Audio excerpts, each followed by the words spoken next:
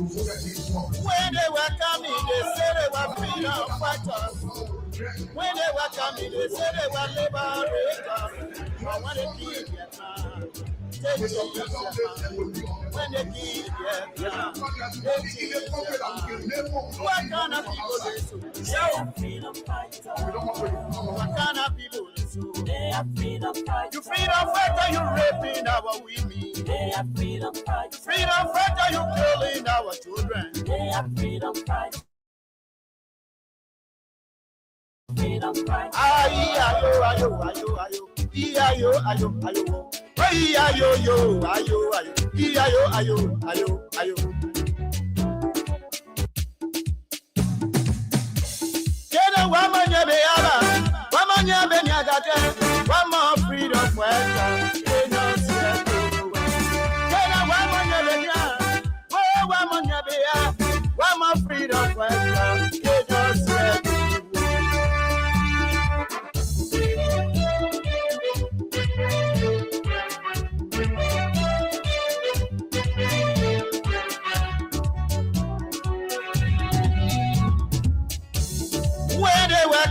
They said they were freedom fighters. When they were coming, they said they were liberators. But when they came Vietnam, they changed their mind. When they came Vietnam, they changed their mind. What kind of people they so? They are freedom fighters. What kind of people they so? They are freedom fighters. You freedom fighter, you raping our women. They are freedom fighters. Freedom fighter, you killing our children. They are freedom fighters. Freedom fighter, you destroying our country. They are freedom fighters. Ayo, ayo, ayo, ayo. Ayo, ayo, ayo. Ayo, ayo, ayo, ayo. Ayo, ayo, ayo, ayo. Ayo, ayo, ayo, ayo. Ayo, ayo, ayo. Ayo, ayo, ayo. Ayo, ayo, ayo.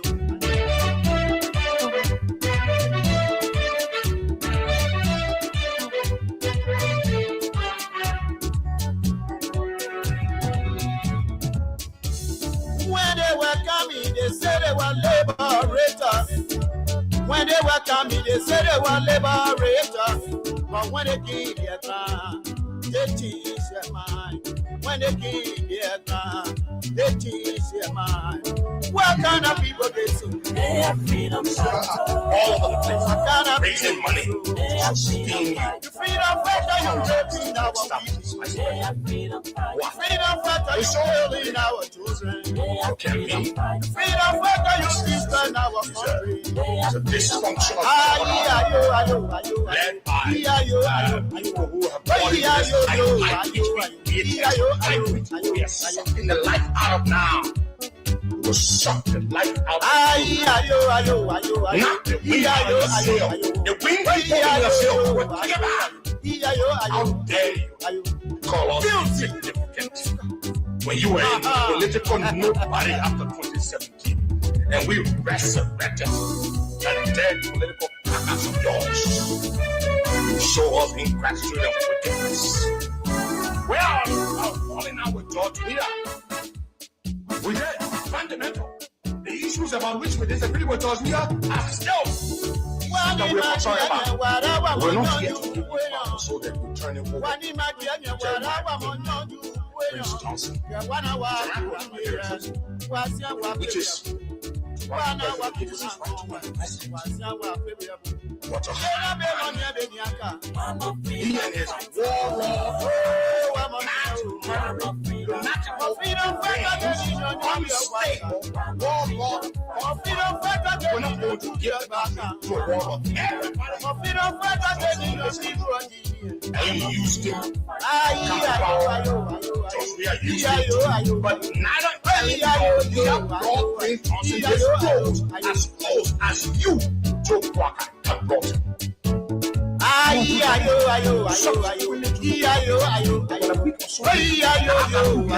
will show you as well. Henry.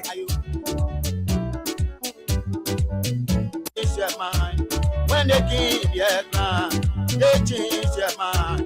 What kind of people? Oh yes, indeed. What a great day it is What a wonderful opportunity it feels. We mean. Freedom fighter, you killing our children. Freedom. To be back behind these microphones, to engage on the issues that matter to Liberia's growth and development. And of course, it is a great Thursday morning from the nation's capital in Monrovia.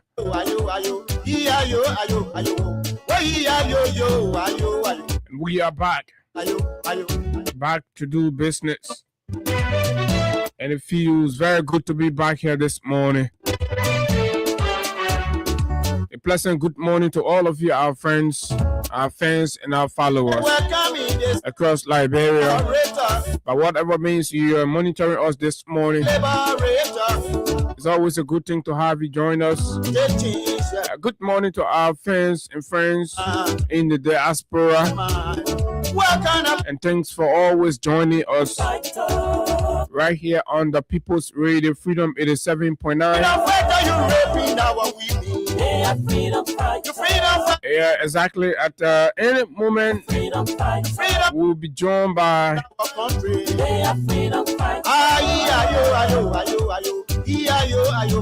Councillor Tewonse Gonglo, and of course, the very brief interview looking at some critical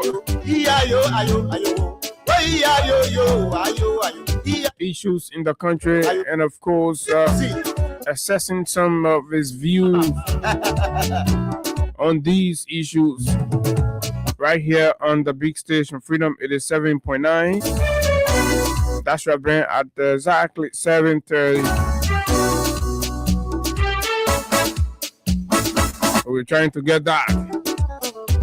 So the moment we are done with that, once Councillor Gonglo takes our calls, and of course we conclude the conversation around some of the most critical points he's raised recently, then we transition to other issues.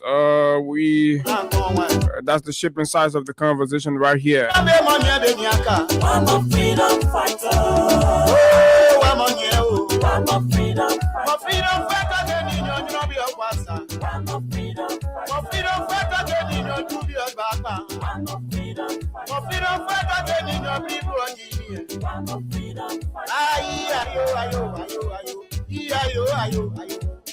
Okay, folks, very fair enough. So let's bring this one down. And at this critical juncture, I am very pleased to welcome to this platform Honorable Councillor Tewonse Gonglo, who is right here on the phone to talk to us about some of what are very critical and trending in our country. Councillor Gonglo, good morning. Welcome to Freedom FM. Long time since I appeared on this radio station. I'm happy to be there this morning. Yeah, it has actually been a long time, and of course we've been doing and making some frantic efforts to have you come here, but it's a good thing to have you. I'm a very busy man. I teach at the 2 law schools in Liberia, and I'm still practicing law in the courtroom and doing different things. So, yeah, and with a little bit of politics as well. I know. So let's start with the lawyering. What's your impression? There's been a lot of issues recently, legal matters, different opinions from lawyers, especially the one that had to do with the trial judges when they raised issue about nepotism and the way the Chief Justice responded. You, as a veteran in this whole lawyering business, what is your impression about how the profession is proceeding?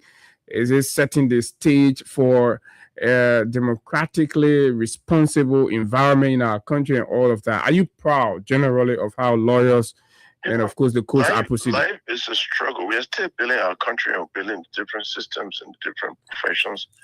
That is why some of us like to put out what we think, because you don't bring change by silence, or just by thinking about it. So we are not there yet, but I strongly believe we'll get there by all of us being critical about our professional institutions, the government, and life in general in this country. Because I always say that you don't have to be in office to effect change. Mm-hmm. You can do so from outside by holding those who are holding offices feet to the fire for change. On the issue of the Trial Judges Association, it's a learning experience for everyone. There was action, reaction. The issue is now moot because the gentleman in question declined, and so that issue is now moot. It's not an issue to advocate about. But there are many more issues, and I think every day we should be speaking about those whose actions affect our lives, whether in the private sector and government, for the general improvement of our country, because we are way, way, way, way back compared to many countries in Africa, even within our region. So you probably read my post the other day, but at least we cannot settle for mediocrity. Exactly. Oh yeah, at least I gathered the money I'm working. No. God gave us this country. We are blessed. I've traveled to over 40 African countries, and I think that Liberia is so blessed, naturally, in terms of the weather we have, in terms of the just the whole geography, the land, the forest, the landscape, the things that we have in this country. But we have not tapped even 10% of what we are. And we can be said, oh yeah, at least we're okay, no war, at least, we can walk around, at least we should be doing much better than countries like Cape Verde, that is an island country, a group of islands together. Living there is so difficult, and they are doing much better than us in governance and their work, their struggle for economic development. It's shameful. Gambia, small country. Even Sierra Leone right here. I'm not even talking about Rwanda, Mauritius, Seychelles, Botswana, and these other countries. Why do you think we are this behind? Why do you think we are this behind? Could it be the many times we've heard people talk about leadership? Is it a general structural human problem, or is it really leadership? From how it's leadership. Look, everywhere where there's improvement is being leadership. But we've had several leadership in this country, Councillor. Bad leadership in this country. We cannot be diplomatic about it. People just want to be president. The president of a country is the one that decides the direction of the country. More than the legislature, more than the judiciary. Okay. The president sets the tone. Look, when President Talbot, he had his challenges, but when he came to power and said total involvement for higher heights, and said, look, we are no more wearing coat suits. We are going to wear short sleeve shirt, and we are going to till the soil. We are moving. We're going to go to work early in the morning. President Talbot was living in Bensenville. That he changed to Bento a little, and he used to come to town 7:30 in the morning. I'm not saying the same because I was living on the university campus as a university student on the dormitory. 7:30, if you are waking up, that ceremony will wake you up. President Talbot living in Bensenville will come to work 7:30 in the morning. As a pastor, you will go to the chapel and lead the workers in devotion. 8 o'clock, you will go to his desk. This is what my uncle Sammy Mangwa, the lady who was working on the mansion, told me. And then 8 o'clock, he will give assignments. By that time, the NSA had told him which minister is coming to work 10, 11 o'clock. He will go to your ministry at 9 o'clock, sit there. By the time you come to work, you will see your letter of dismissal. So he changed more attitude towards work. And he was not on a president. He did a lot of things in this country, but he was promoting a jolly good time. And everybody used to go to the mansion on Saturday to beg and get double stop, all of that. Go to the soil. The soil is a bank. That's correct. Go and till the soil. Everybody started working. People used to come in the interior. I remember when I was at the university, people used to come from Nimba and go to Elias Motor selling Toyota coffee. sugarcane farming, producing cane juice, brand new pickups, watermelon, all of that. So he motivated the people to work. And then he said, government look and not develop self-reliance. The Nima people, the Lofa people, the Bonkani people, Elijah took it up. They started building their own roads. The road to Mahumia was built by Honor Peter Dollier as paramount chief and representative later on. Let's build our own road for our interior. More than 50 miles. The people took license who motivated by President Talbot and therefore local leadership took on that. Say, government, now when they put in office, government is everybody, let's build.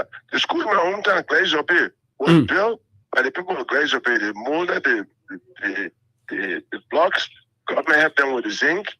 It was the people and government developing the country. And it was fast-tracking development. Do we see that kind of leadership today? I'm surprised in government this time, when some people try to help, like Ability and others, that's self-help. When the people call anybody who can afford to help them to get on local development, whether to build a bridge or whether to build a road and all of that, government should let the place be free. Encourage the people to help in local government. Are you saying government was wrong to? I say let's do it out. Let government should do. Government to help develop their communities. Correct, Councillor. Are you trying to say it was wrong for the Ministry of Public Works to interfere or attempt to stop Mustability and the CMC for the project in Bong? Very wrong. The only thing that the Ministry of Public Works can do as the one in charge of the sector is to say, let's see your plan, because it is responsible for the safety of people who ride on roads and bridges to say it has to be advised. And it is the ministry that is in charge of all construction. It's going to even to pay your little zinc shack, the ministry has to approve by law. So you go there and the approval is not just the payment of money. You go there to take the engineer to look at your plan, and then they monitor the progress. That's their role, but not to stop it. Okay. Councillor, what is your view on the size of the Liberian government today? Do you think the size of our government is helping efficiency or undermining efficiency, especially when the draft budget proposes about, over $900 million for recurrent expenditure? That's a problem. As long as the recurrent expenditure is so much more than money left for social services and different projects around the country, we will still be a poor country for the next 100 years. We have to change the budget formula in a way that at least 60% to 80% of the budget is on the people, is for the people, socioeconomic development, providing social services. As long as the budget keeps going up to support a few people, 1% of the population that is holding a higher position, in government, will never develop. Look, it is annoying, it's scandalous for me that the president pro tem of Liberia makes higher salary than the president pro tem of the United States Senate. The Speaker of the House of Representatives in Liberia, makes higher than the Speaker of the House of Representatives in the United States. Okay. Does it make sense to you that Liberia is among the 15 poorest countries in the world will be having any government official who will make higher salary than any government official holding the same position in the United States, the richest country in the world? It's scandalous. It doesn't make sense. And that's the kind of formula that we have in expenditure. With that type of formula, we can never develop. And so it is business as usual. It hasn't changed. We can't just be using phrases and words that don't have meaning in actions. So will you agree with it? Right now, I run economic class. And if the Liberian post say allow, let them elect me. I'll ride economy class. I will buy one good used car, sell most of the presidential cars, keep a little bit for incoming presidents from other countries who love luxury. But I will go down to that level because we are way, way, way down. And we need to start from the bottom and go up. Okay. I'll make $3,000 the salary that President Trump was making, so that we can go up. If I'm making $3,000, I'll mobilize the country to make sure that nobody makes higher than the president in government service. You don't want it, don't serve government. Government is a place to serve, not to steal, not to enrich yourself. These are very radical proposals that you are making. That's what we need. We need a radical leadership right now in this country. The thing that boy is doing in Burkina Faso or that is happening in Rwanda can happen in this country. It just takes a political will. That me, Councillor Gongo, I live a common life. People who know me.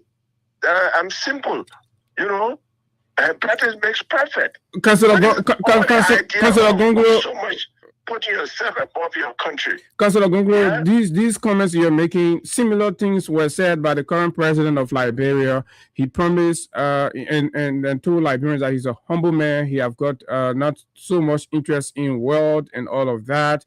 And of course, he even promised that you're going to reduce the size of the government. And what we are seeing is on the contrary, the payroll continue to swell under his watch and all of that. Continuing back on extravagant travels with no returns to the country. He's throwing out extravagant parties, birthdays and anniversaries and all of these around here. So it's all of that are leaving Liberians with doubt in comments coming from politicians when they're seeking political office.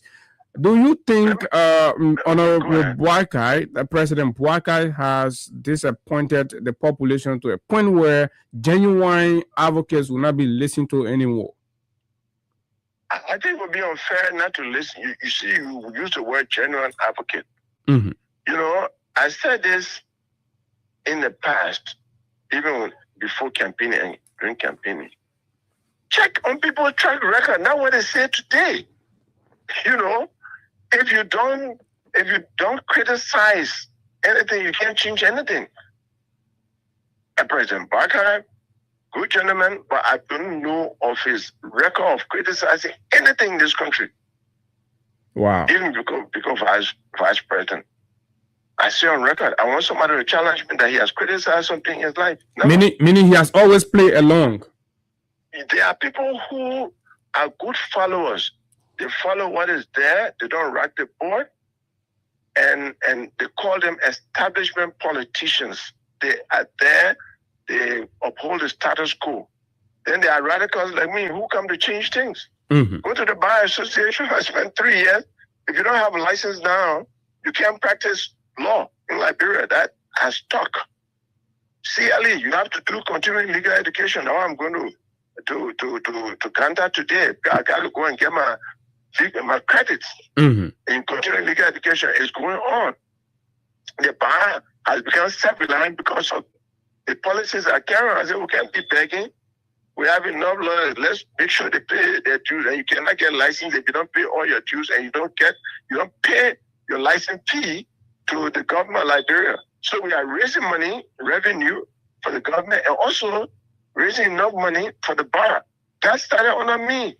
Selflessness, putting the interests of people ahead of you, is the only foundation for good leadership. This idea in Liberia where the guy played the right and said, let me give the balance and I give it to the people, right? That's not the leadership. I gave a speech last week, Saturday, maybe I will send it to you, read it on your radio. But listen, I said, Jesus Christ, Muhammad, and other religious leaders show how to lead. Jesus Christ took a loaf of bread and divided among 5,000 people. That's correct. He washed the feet of his disciples. He said, you can't wash my feet. You know what I'm saying?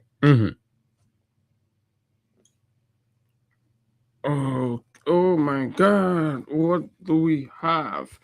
Wow. We're having a serious issue.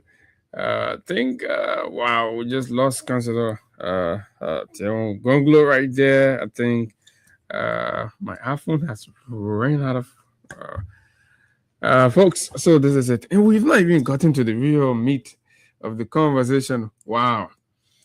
Okay, this is the Freedom Money Rise on Freedom 87.9, and of course we're in conversation with Councillor Tewonse Gonglo as he shares his thoughts on some critical national issues right here. Unfortunately, the call has dropped. We are making efforts to see how we can reconnect with him quickly. Let me try to do it from this end right here. Quickly, let me try to do it. This opportunity comes once. These opportunities comes once, so let me try to do it from this end quickly. I didn't see that coming. Councillor Gonglo, I'm quite sorry. The phone went out. Yeah. So I was saying that selflessness and putting people first is the foundation of good leadership, and your satisfaction should be based on the happiness of the majority of the people. When I hear the government say, "Oh, the economy is doing well, the growth rate is growing," my first degree was in economy. I taught for years at the University of Liberia. I go down Waterside. I ask the people, "I'm the banks of Bidapon, you saw the and I used to. Oh, I'm the banks used to sell last year. Oh, last year I bring two bags of Bidapon. In 3 days I finished selling it, but right now it's not easy. I go to money changer. How is it? They tell you how much money they change. Today I've been here, I'm not even changed 150 yet. But last year it used to be with the government today. The government today will say these views are staged. No, well, they can say so, but then let them send some people down Waterside and the markets and things, and ask the people go down, go by shop and see how much. Because for me, since we don't have Wall Street to look at stock market, that's my own barometer to see whether the economy is improving. My own law office is right. Almost at the corner of Mecklin and Ashmore Street, where the petty traders are. I talk to them all the time. When you talk to people, they say, "Oh, we're combining money to buy cocoa this time.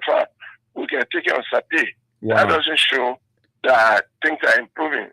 SAPE means they will take it and say, "I'll pay you." At the end of the day, we'll get something. At the end of the day, they didn't get anything. Then cocoa seller get out of business after some time.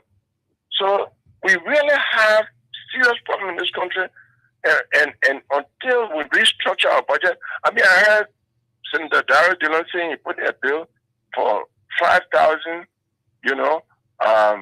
for lawmakers' salary not to exceed 5,000. The benchmark. That's a good start, but in my view, it should even be lower than that. But I applaud him for that start. Just thinking about to restructure our expenditure in such a way that there's money left for schools. I want somebody to even say, I've said it over and over, maybe because I'm taking as an opposition, but there are some low-hanging fruits that this government can deal with. For example, graduation fees. There is nothing more corrupt in the education system in Liberia compared to graduation fee.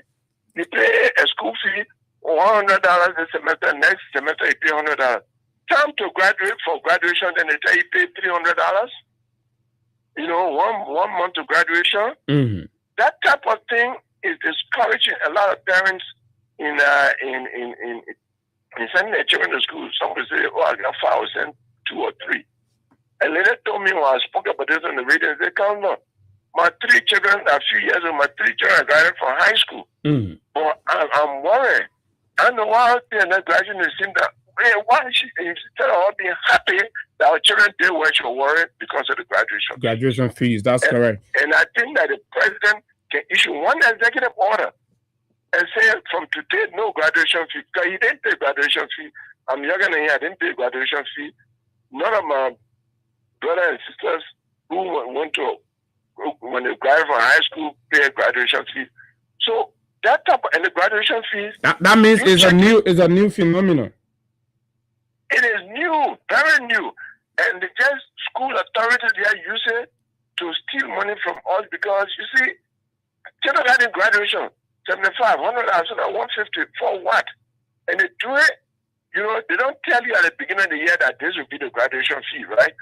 They tell you school fees. I think everything should be there. You plan, you pay your school fees. Then 1 month to graduation, they say this will be the graduation fee. There's nothing you can do. Your child has to graduate, you know, and parents are suffering. That type of low-hanging fruit. Why President Barker can't issue one executive order and say, from today's day on, no more graduation fees? Because what do they do with that money? Maybe those areas are not her concern. They don't even give one a plastic barrel of water. I'm not even talking about bottle of water to the graduates or to the families that come. I've spoken at many graduation programs, and I know that, you know, they don't. So what do they do? If you don't have sound system, you rent sound system. You print the program. And then if you're not like a church school, because some church... Yeah, you rent a hall. They can have the program running, or they can do it in a... So you rent a hall. Renting a hall will not be more than $200.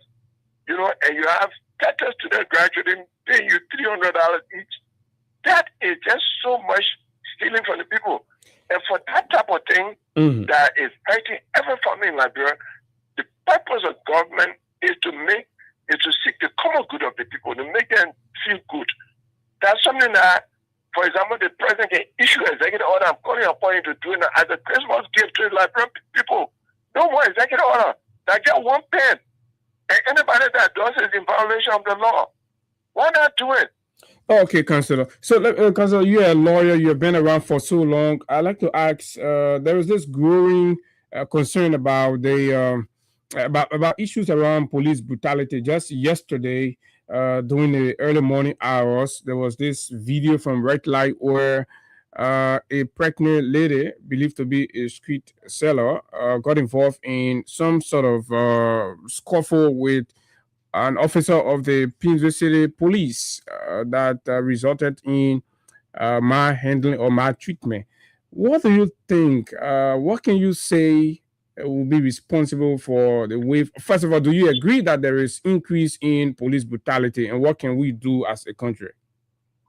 There is general lawlessness in this country, and there's police brutality. Some police people, either ordinary people, like they didn't go for training, they do not, you know, they are not tolerant, and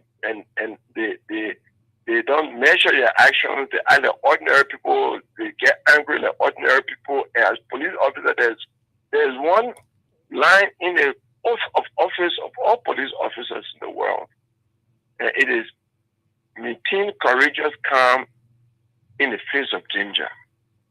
Okay. So, yeah, that line, I do teach at the police academy for free of charge whenever they call me.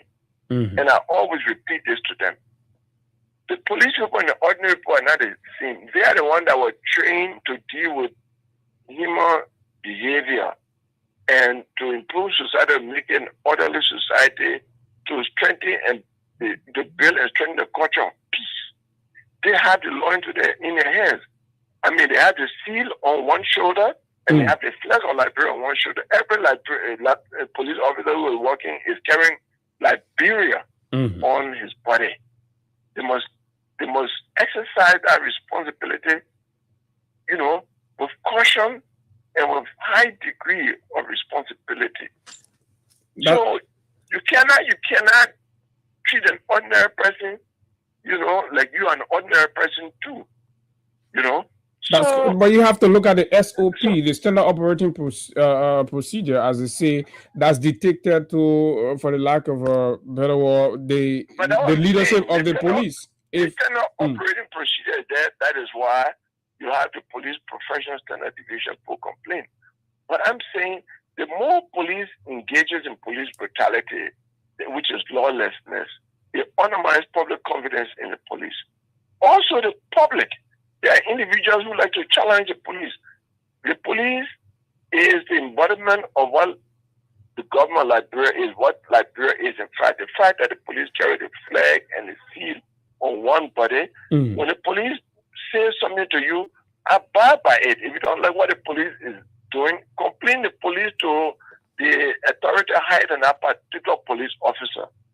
It's better, every officer has a boss, has somebody higher.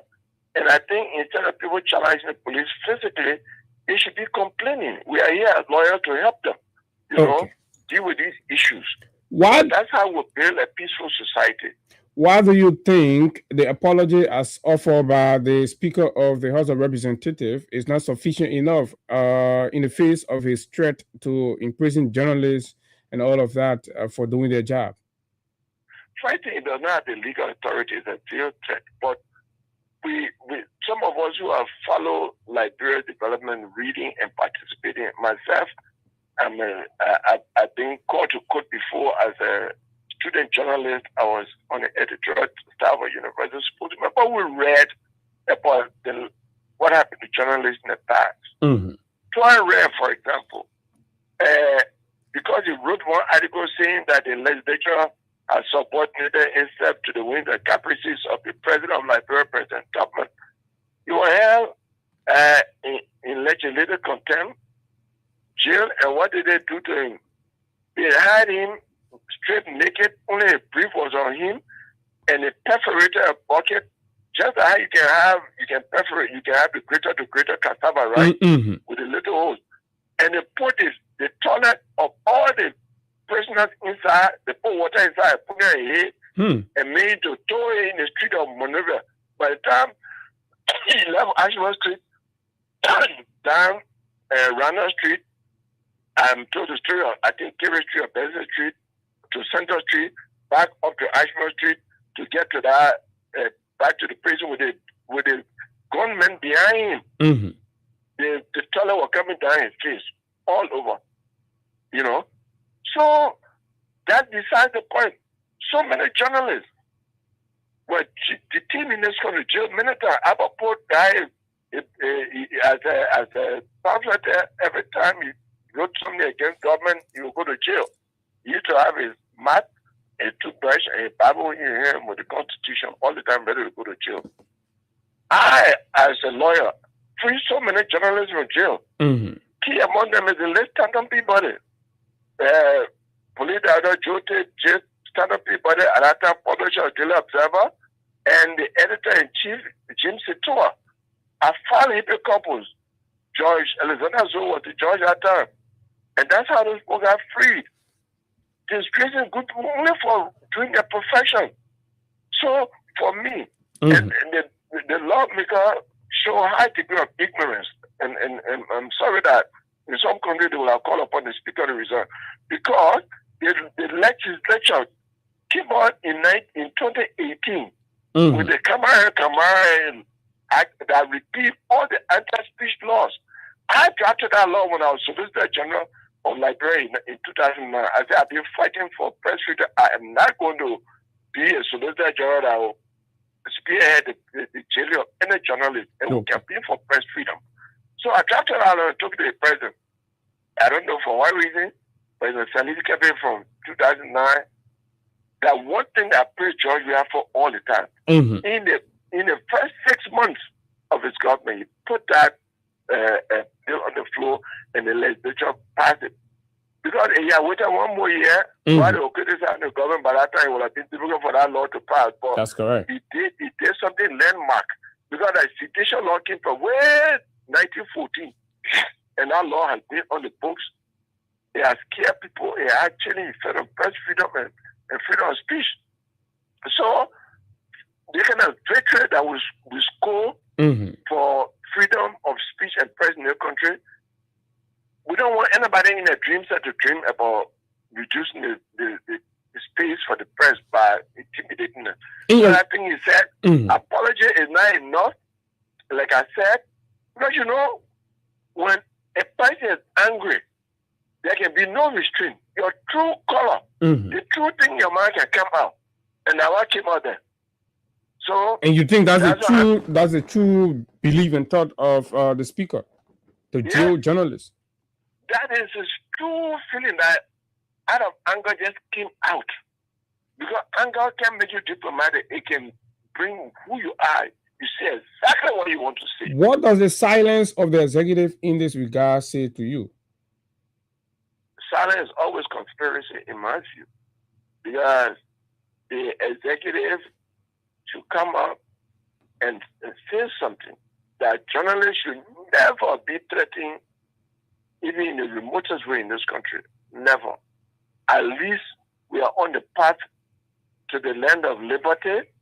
We cannot have the land of liberty without journalists. Because they are the journalists that will inform the government about what the people are thinking, and the journalists that inform the people about what the government is doing. Under Article 15C of the Constitution, is stated clearly there, we, the people of Liberia, that the people have a right to know about their government and its functionaries. All right? Like this. Yellow Valley. What is going on today? Folks, I think we're a lot of stuff covered. Just wanted to give his view as well on a point he made in the article that says the speaker additionally should demonstrate a conduct worthy of Speaker of the Honorable House of Representatives. So I wanted to understand what does Councillor Gonglo mean about that, and also hear his thought on this action by the government of Liberia that's coming up on the 6th of December to have considered investing in the construction of party headquarters across the country versus investing in the people. We've heard from the Alternative National Congress, but we are yet to hear from people like Councillor Gonglo and all of that. Okay, so he has returned the call. Councillor Gonglo, thanks a lot for returning and rejoining. So basically, I'm trying to ask you, in your article, you said you indicated that what the speaker has to do additionally is to demonstrate a conduct worthy of the Speaker of the Honorable House of Representatives. What did you mean by that? Oh, I just said one.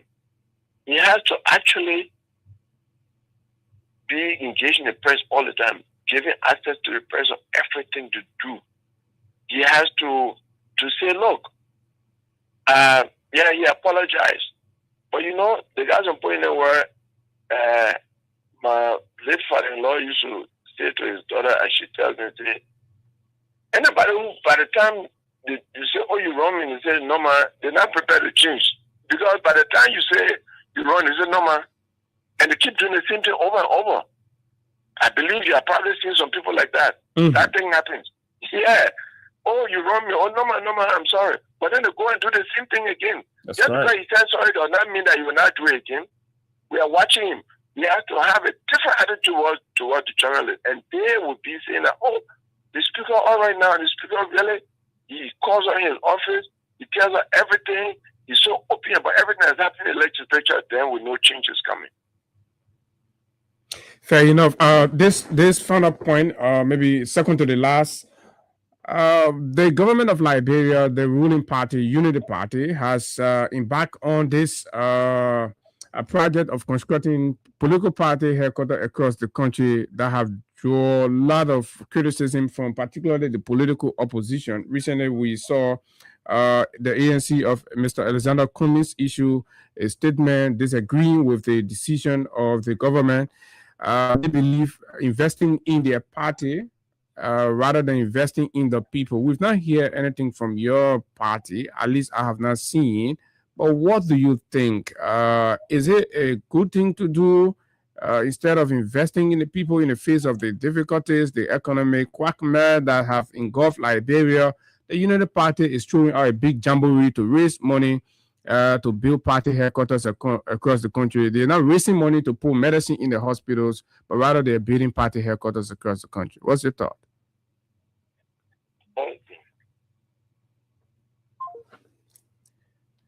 Okay. So somebody needed to intervene, man. I don't know what happened to my old man today. There's some kind of intervention. You see, kind of thing going on. You made some quick and fast intervention that were the biggest zebra normally would do. And teenage boy, a little puppy is deep in sleep somewhere and things. Let me try on the the thing is happening. We're using Lone Star to call Orange and all of that. Okay, so bear with us, folks. Please, let's get this. It's very difficult to get people like Councillor Gonglo Kamba. So when you have an opportunity with him, you want to make sure you get okay. So we're using another medium. Okay, so we're trying to get it through this other way. Okay. Hello? Yeah. Hello, Council. You're back. Yeah. And I want that. Yeah. So in a political party building office in every district or what, I just think that it is suspect that a party that was in power for 12 years and then not build one office, in 2 years in office will be building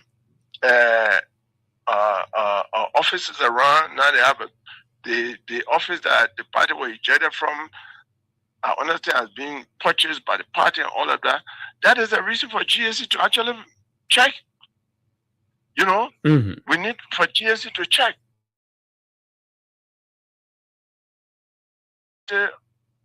Of seeking the welfare of the people is with the government of Liberia. Political party may choose to do things for the people. If they don't, if they're showing so much wealth, and the people who want who want money to get into petty trading, who are looking for money to go to school and all that, and they're not helping them, of course, that is the reason why a lot of people who are in a party will not tomorrow vote for them. But I think that the whole action is suspect, you know, because they were in power for 12 years and they didn't do what they are doing. In less than 2 years, they are doing this. We are beginning to think, but where is this money coming from? And what is your suspicion? My suspicion is that it is our money. Just like how Tree Party took our money, they used to collect money from our party and other people, and they built a building. And that's why that building is in controversy. Government say it's government building, Tree Party say they're building. This attitude that I'm suspicious that it is our money. But they're saying it is their partisans that are rallying the resources. Well, that's what I'm saying. It has to be verified. I think as GSC needs to check on that. Do you trust that the GSC will? Because that huge expenditure is just so huge. They have to explain to the public where that money is coming from. Yeah, they have to explain to the public where that money is coming from, and you know they have to explain. But I think that if they have money, there's too many priorities in terms of human needs, in health, education, and other sectors. But if they decide to build, you know, their offices, I'm just saying it better be their own money. Because you know what? It will go on the line of, oh, why are they building? Some people ask, oh, but what about the politicians who have beautiful, expensive houses? Why they didn't take the money to spend it on the people? They will make that argument. I'm just saying the source of the money. Because you see, that you know, they can decide to, we politicians, all the politicians in the country, the one in government, outside government, we all have made personal expenses on our own based on our earning. We can decide to do things. Instead of sending your child to government school, you send a child to public school. To private school, very expensive private school, or you send a child abroad. Somebody can raise the question. They say, but look at you. You are supposed to be for the people. How come you're sending your child to Rwanda or somewhere to go to school and not in a public school here, and you're in opposition? Of course, if you're in government, people expect, oh, but you government people should send your children to government school because that's the way you improve it. So the arguments can be many. But I'm saying, yes, one political party can say we're spending our money to have macro credit for our partisans, right? To improve their lives. One can say we are opening scholarship for our partisans. If they have the money, they can deal with other human interest issues, right? For human development. But The fact that the party decided to engage in prestigious projects of building beautiful party offices around the country, we just want to be sure of where they're getting that money from, because they say once beaten, twice shy. One party that was in power in this country took our people's money, our country money, and built a giant building. Mm-hmm. So it has happened before. And the president in power was a member of the Tory party, you know. So what happens, it had to die. So we are suspicious. Fair enough. The presumption, it is our money. The presumption, it is our money. They have to satisfy us that it is not our money. Will you have done the same as president of Liberia? No, when you go far, I said no. Why? Why will I? Why will I in the first 2 years? Why will I be doing that? To guarantee the future of your party, the institution. No. Look, to build a party office does not guarantee the institution in terms of is holding onto power or winning election all of the time. What's about MPP that has a headquarters? You know, is MPP in power? MPP is now surviving by trying to coalesce with CDC, and even that is controversial and all of that. When you spend money on the people, mm-hmm. you cannot lose. Let money be spent on the people. The example in this country is the President Tubman, President Talbot, all these people, President Doe. They build giant government buildings. They build schools. The hospital that some of them built are still there, maintained. Look at the private building they built for themselves. The children can maintain them. That's what you do for the people. Mm-hmm. What you do for the people has a chance of survival. That's correct. Spending money on political party now, comparing the level of need that exists in this country, is for me a wrong way to move. They have a right to do it, but I don't think that's a priority for now. And to do it, mm-hmm. when you are not in opposition, when you're in opposition, you didn't do it. When you're in power for the first 12 years, you didn't do it. In less than 2 years in power, you start a prestigious project of building party offices around the country, and they will go to districts and all of that. Whose money? We really want to say that's our money. We need to check, especially when there are all these suspicions of putting money into uncountable areas, covert operations and all of that. We are suspicious. They have to convince us with this. It looks miraculous. What do you have to say doing this kind of thing about the 10 million 4-year project, alleged 10 million 4-year project? My brother, I've been speaking, but I think that it is disgraceful, it's scandalous, and I just don't have words to describe it. Your friend, the president of Liberia, has not said anything about it. It's unbelievable mm-hmm. That we cry down George Weah. Every day we used to talk about it. When this young man, I call him my son, Costa, came and brought that thing up, we didn't believe it. I didn't believe it. Until President Weah called the Bar Association to a dinner during the African Bar Convention. And we're just looking and taking pictures and say, what? Is this true? For the 7-story buildings. But if you check for the 7-story buildings, those condominiums, they can't even be more than $5 million. But we're talking about $10 million project in FOIA that the president will never use, you know. And I've been to FOIA, you know, mm-hmm. when I was campaigning, I went to all the 73 districts. So I've been to FOIA, I went to Shello and all those areas. I'm not going to live there. Why are you carrying that project is unnecessary, not even the location. It's unnecessary at this point. At the time that the executive mansion renovation is not finished, we need the president to move in the mansion to stop there, we're up and down and blocking traffic. President needs to be in the mansion. So he should fast track completion of the executive mansion renovation. Move there. It's good for his security. It's good for free movement in this country. You know?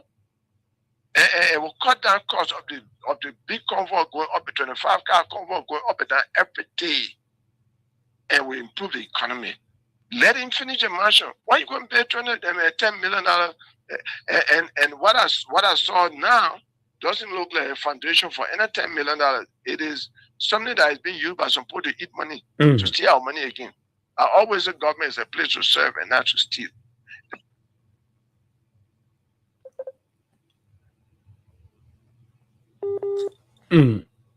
President, as important as that issue, the president because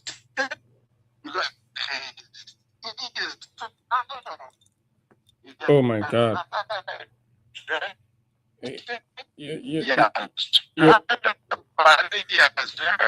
Oh my God. Consider your line has gone bad. I don't know what happened. No, somebody was trying to call, Okay. on WhatsApp. It's better so now. I'm saying that type of thing undermines public trust in the government. The Minister of State cannot speak about that project. The Minister of Public Works cannot speak about that project. The President is tagged about that project. And so they have created a blank check and everybody is writing the story. I mean, what that check represents. Because the government is not being clear. The Deputy Minister of Information lied to the public. He came out and said that it was MRU project. Yeah, that's what he said. And MRU immediately responded, right? Correct. And responded and said, not true.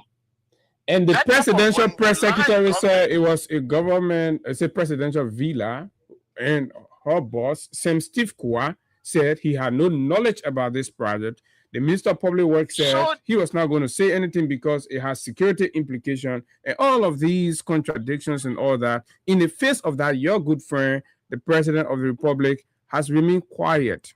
He has not said anything. Recently, he had a ministerial meeting and he did not even address anything about the FOIA project. What does that say to you? Are you disappointed in the old man? Silence under the circumstances then shows that we can infer that it is true that that project is going on, and so we can infer. It is so important. But look, I'm disappointed with that. I've said there are some good things that the government has done. That the South Eastern Road, some of the other things that is happening in government.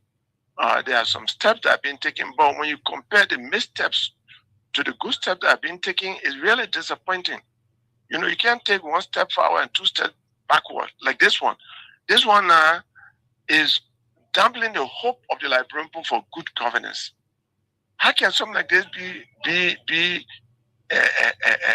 protected by a high level of secrecy? Nobody talking about it. The structure that is going on, and they say when people go there and take pictures, they are stopping people from taking pictures and all of that. If it is a government project, it should be open. It's really disappointing. It is undermining public trust and confidence in this government. It brings me to the work that Councillor Claire Edward Mountain has been doing with asset recovery. As we understand, asset recovery team are established to investigate suspicious project or suspicious funding, right, and resources and all of that. But this one is going on. They have not said anything about it, but they are going after others. Right. They're talking about Clawea. Let them go to FOIA. They owe us an explanation. They owe us a duty to go to FOIA, that asset recovery, which I don't really feel has any reason for existence, because LACC, part of LACC work is to do that. Asset recovery, where LACC, we have GAC, the Ministry of Justice has an umbrella responsibility to deal with all those things. Even the FIA, even the Financial Intelligence Agency. FIA, all of those things where they exist here. The Ministry of Justice has an obligation under Chapter 12 of the Penal Law to deal with all of those misconduct in government. So why are we creating institutions just to give jobs to our friends?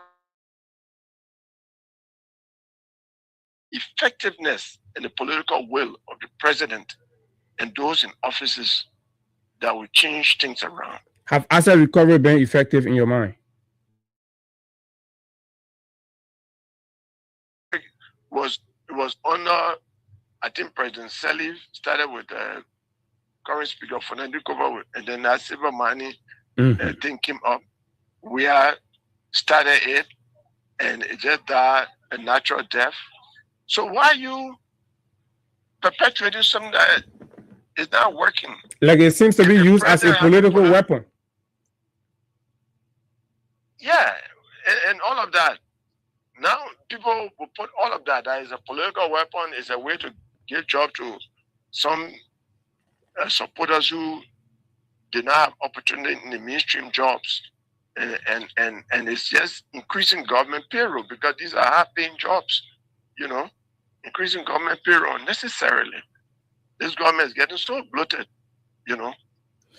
against the campaign messages of keeping a small, effective government. No, it's not. Somebody said your comments about President Weah condominiums are not for the 40 plus you talk about, say around 18 units or so. So probably.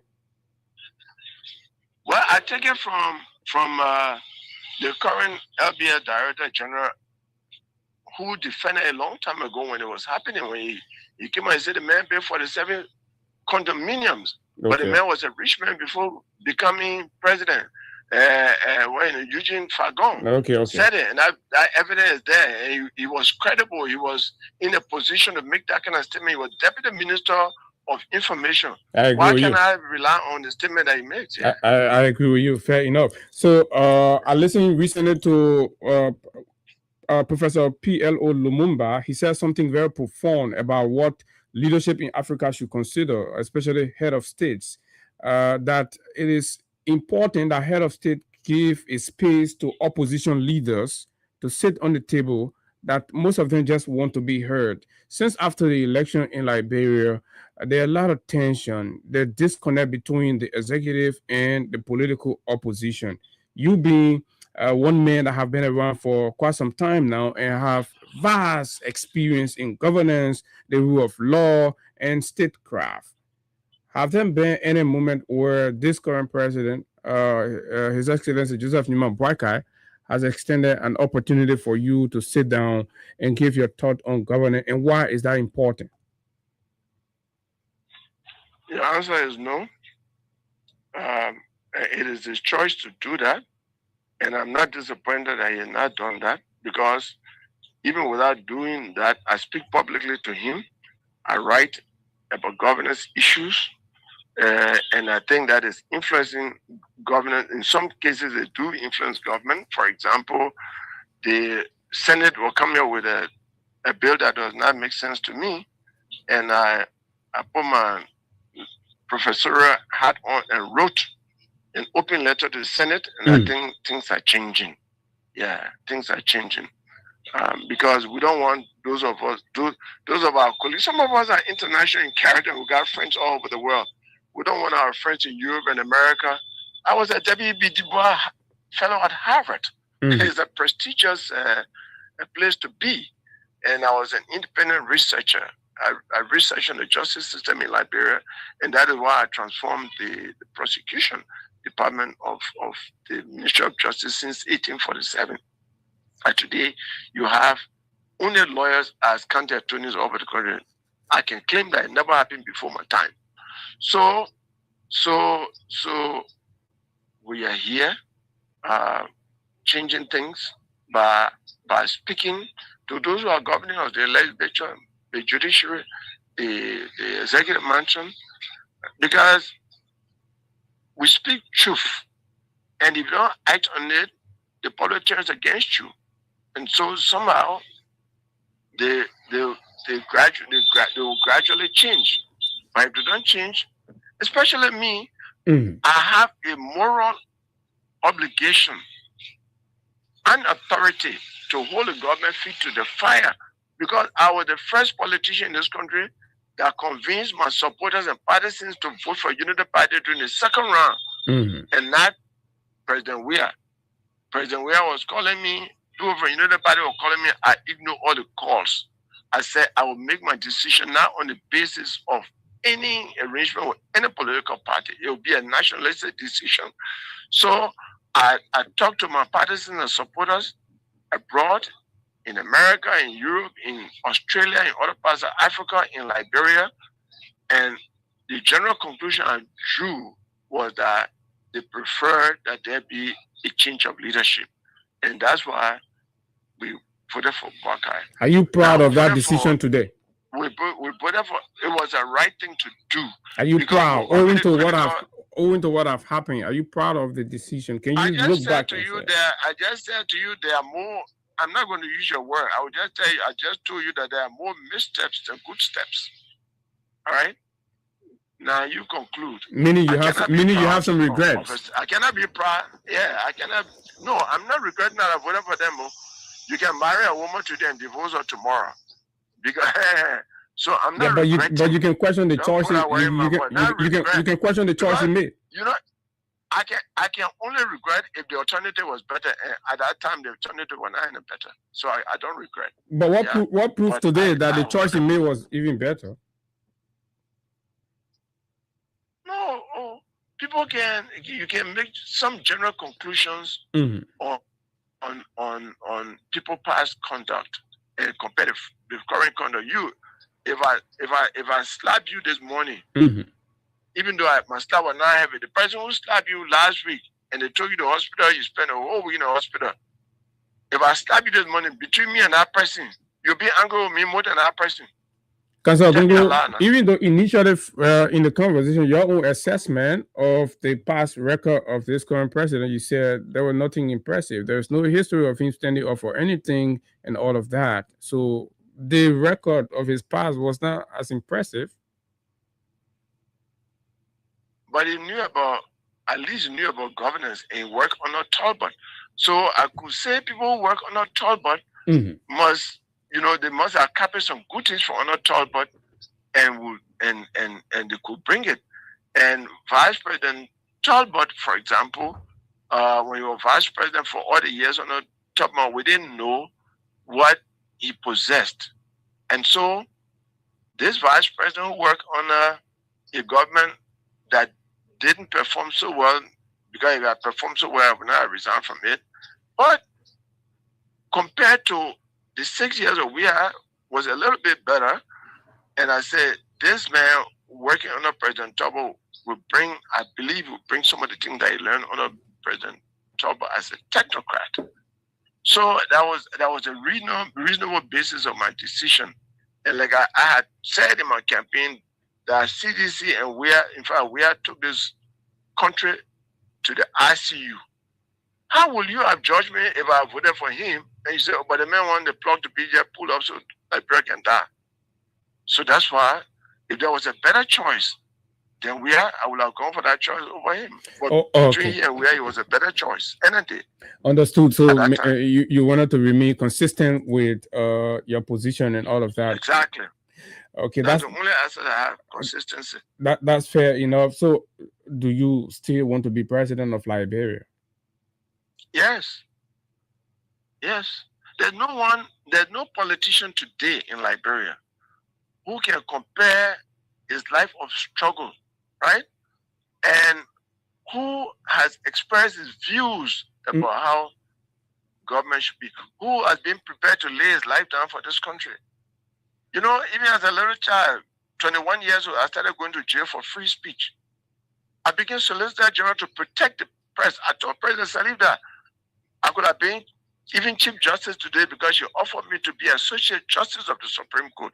She offered me 3 positions: Associate Justice of the Supreme Court, a Deputy Minister of Justice, or Chief Legal Advisor to the President. I said, Madam President, I free Sanomo, I free so many journalists, Stanton Peabody, all these human rights advocates. I want to be the gatekeeper so that Justice Ministry can be a place of prosecution and not persecution. It is for the journalists and for free speech that I chose to be Solicitor General. If I was looking for a job, I would have stayed on the bench because I'm not 70 years. If I had been on the bench, I would have been Chief Justice by now, right? So I don't go for myself. I go for what is in the interest of the people. So a character like that needs to be president of this country to change things. I'm making promises. I will go in economic class. I will ride used car. I will let money be spent for the people. Can you be president? Can you be president of this country? We need radical change. Can you be president of this country? Now not just president, but a very effective and productive president, more than anyone recently. Because I've been a critic from high school. But the political culture, Councillor Gongo, the political culture and the voting pattern in our country seem not to favor you. Don't you get that? Well, it doesn't favor me, but that is their shame, not my shame. Because they go for political investors. Right now, most programs, I go to programs that invite other politicians, even in districts where lawmakers are invited, they don't go. But in the election year in 2029, in fact, by the end of 2028, every program invite them to go, they'll be going. That's disrespect of the people. One day, they will realize that change agents in the world are never popular when they are talking about change. It takes some time, but that should not discourage any change agent. You see, my friend Pialo Lumumba, he and I were discussing one day at Palm Spring, a Colonial Hotel, and we're discussing, and he said, people like you and I, it's not just Liberia. He said, Africa has liberators who can change their path, but they look for the people who have money, who invest in the political process to put food on their table during election time. Although it's clear that when they invest, they will be making a profit through corruption for the term they are in office. But the people, they have made the people so poor and desperate that all they want is to eat that day. Yeah, give me money, I'll go vote for you. And that's the problem in Africa here. Because he said, look, you told me I ran for a parliamentary seat in my district in Kenya. And I was campaigning for more than 2 years. I mean, I came, I think, 3 or 4 months to the election, spent a lot of money and won. The same thing happened to my other friend, Femi Falana. In 2001, at a conference in Abuja, I was complaining about Obasanjo government, all that. So I stood up and said, look, Femi, we human rights advocates who are critical of governments in our respective countries keep criticizing. Maybe it's hard to govern. Why don't we run and get in the office, get in the kitchen and cook the food better than we say the other cooks are cooking it? So you heard me. Many other people at that conference supported that. The next election, my man wanted to run for governorship, and he did not even come second place. So that's the problem in Africa. But again, it shows the high level of ignorance. And we have to keep creating awareness. One day there will be change. You see, President Talbot said there are 3 major enemies of Liberia: ignorance, poverty, and disease. Then he concluded by saying the worst among those 3 enemies are ignorance. My brother, you think anybody in Liberia should be corrupt in government today after we kill a president, put 13 ministers on the pole and shot them dead because we said they engage in rampant corruption? There's somebody in government today say, oh, maybe I know how they behave that time. Maybe the way they conduct themselves will know. My own, nobody will know. That's ignorance, because there's no secret in government. I've been minister, I've been deputy minister, solicitor, I work in a mansion. There is no secret in government because your driver will know. In fact, you minister and you're taking some money from the operation fund, the controller has to know. The chief accountant has to know. The deputy minister for administration would know. So what kind of secret you say you having? Just because you're giving your own and say, my man, you take your own, does not mean that they will not be against you. If you talk to the procurement director and you're inflating goods that should be 10,000, and say, my man, put 30,000, so we can share with finance ministry and some guys at finance ministry to do the other one. The procurement director know, the office staff know. So there's no secret. If you are president, you sit in car, you take telephone, and you say, yeah, Mohammed or Nahi or this other person say, yeah, did you give the 200,000 I will talk about yesterday to my son or to my nephew? The person say yes. Your driver sitting by you driving, I think that he's not hearing you. The AD camp, I think that he's not hearing you. When the 2 of them get home, when their wife bring food, they will say, sweetheart, I don't want to eat today. The thing I heard today, if the ground could open, I'll go there. Liberia will never go anywhere. And then the president said, oh, can you imagine the president was talking all the Google things came to power He just been there 2 weeks. Mm. He just received 200,000 from businessman today. So what is secret there? There is no secret in public service. Let them just start doing the wrong thing and do the right thing. And I believe that I can set that agenda, just as I've said before. Like the most recent, the Bar Association, people at Ministry of Labor know me. And I must know me. And I must agree with you. You have some very radical views, Pan-African, perspectives about leadership and governance and all of that. But the voting populace don't seem to buy into it. So could you consider trying change at different level through the legislature, or do you just have your eyes cast on the presidency? Well, you see how Jared Dillon the Light is struggling in the legislature. Before him, so you're afraid to struggle. No. You see, you want to be effective. I'm a change agent. I'm a transformer. I'm not. But you have to be willing to fight. You have to be willing to fight to make your point come true. You have to be willing to do that. So you're skipping the debate of the legislature and you just want to go to the presidency. Is that correct? No, but that's being unfair to me. No, I'm asking you a question. Wait, listen to me. Mm-hmm. I've been executive assistant to the president. Okay. I've been deputy minister, solicitor general. I've been minister, which is the highest position in government, below the president and vice president. So there are many people who have been president in this country who have not been minister. There are many people who have been president who have not been. Charles Taylor, for example, when I'm minister, he was GSA director. Okay, you can say that cabinet position. But except for George Weah and President Talbot, all right? Mm-hmm. And no, President Tubman was a senator, and then President Talbot was a member of the legislature. Then, he was a member of the legislature before becoming vice president, right? Mm-hmm. We have over 20 presidents. The path to president is not to go in the legislature first, is to be known. People should know your policies. And I have track record at justice, at labor, that other people don't have. The legislature is now the only place to be in. There are some people in the legislature who are there not known. They are silent. Look, a lawmaker told me, a senator told me, your friend Senator Nathaniel William came here. We used to hear him also, he was campaigning that he coming to bring integrity in the Senate. The man he had the guts to shamelessly tell me that when Nathaniel William came, one day he was heading a committee and the envelopes came from the marshal and he divided the envelope on the committee member and jumped over Nathaniel William. He was talking this thing and laughing. Mm-hmm. Then he said the next committee, me and Nathaniel William on there, another senator was chairing our committee. And the man jumped over Nathaniel William too. So Nathaniel William asked after the meeting, but what kind of envelope I can be sharing? And you're not giving my own. They said, no, we want to protect your integrity. They said, you see, and you were laughing. He said, we want to protect your integrity. They want to hear that we the corrupt with our envelope. It doesn't belong to you. Mm-hmm. You see that kind of attitude? So nobody heard him. The corrupt people are so much that the only person who can change this country around is the president. I'm very clear about it. And that's why the only thing you want to be, and that's why the only thing you want to be is the president. I've been minister, my brother. I've been minister. I've been solicitor general. I work in the marshal.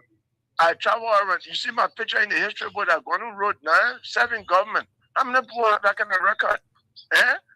And I'm a professor right now. I teach at the 2 law schools. I teach a total of 6 law courses. I'm contributing to this country. I've been teaching at the university from 1982. Many people have not done these things. And I stood up for the country, been to jail, Honor Taylor, been to jail, Honor Tabo, beaten by 2. All these things that many people don't have that kind of record. It is to know people track record what it will do. You cannot promise what you have no record of doing. I have good record of doing what is good for this country. Even at the risk of my life.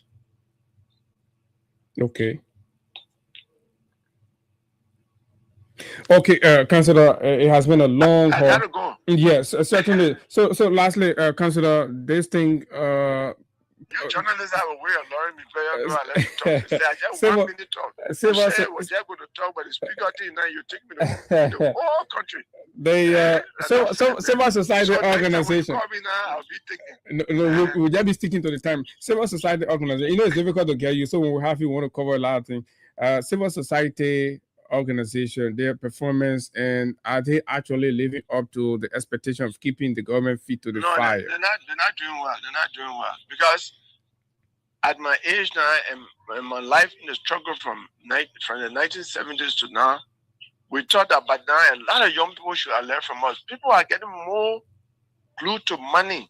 A lot of young people, even the political activists, the young politicians, they're not going back for ideas anymore. They are going for money. What the American brain is so disturbing, is discouraging. You know, I don't know whether it's the war or whatever happened, but ideas are dying. You know, people are not idealistic anymore. They are more on what they can get, what life they can live.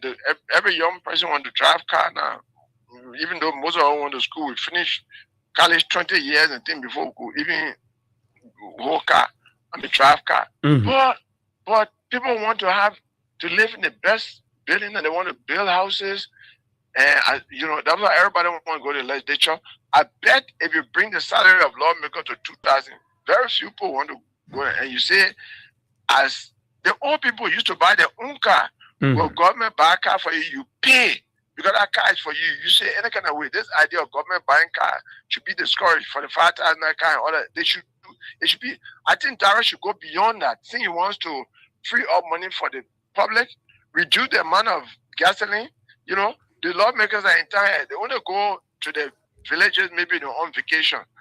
But our Minister of Labor, 300, I could not finish 300 gallons of gas from my house to work every day. So I think, you know, giving a lawmaker 300, maybe maximum 400 gallons of gas per month is sufficient. Because you put it, okay, maybe they want to go to a constituency on a weekend. And that will free up their benefits are even more than the salary they receive.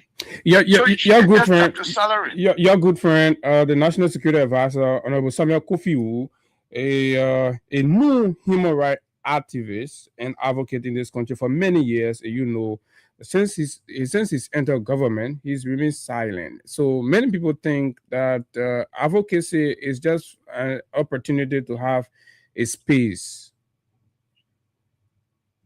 Also, you want me to respond to that? Yeah, I'm thinking.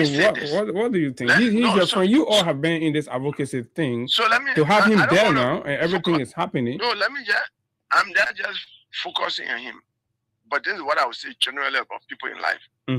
There are some people who get into certain areas because of opportunities for themselves to improve their lives.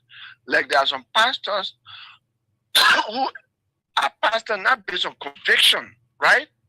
They don't have that commitment because they don't have that passion. They don't have that commitment because they did not have they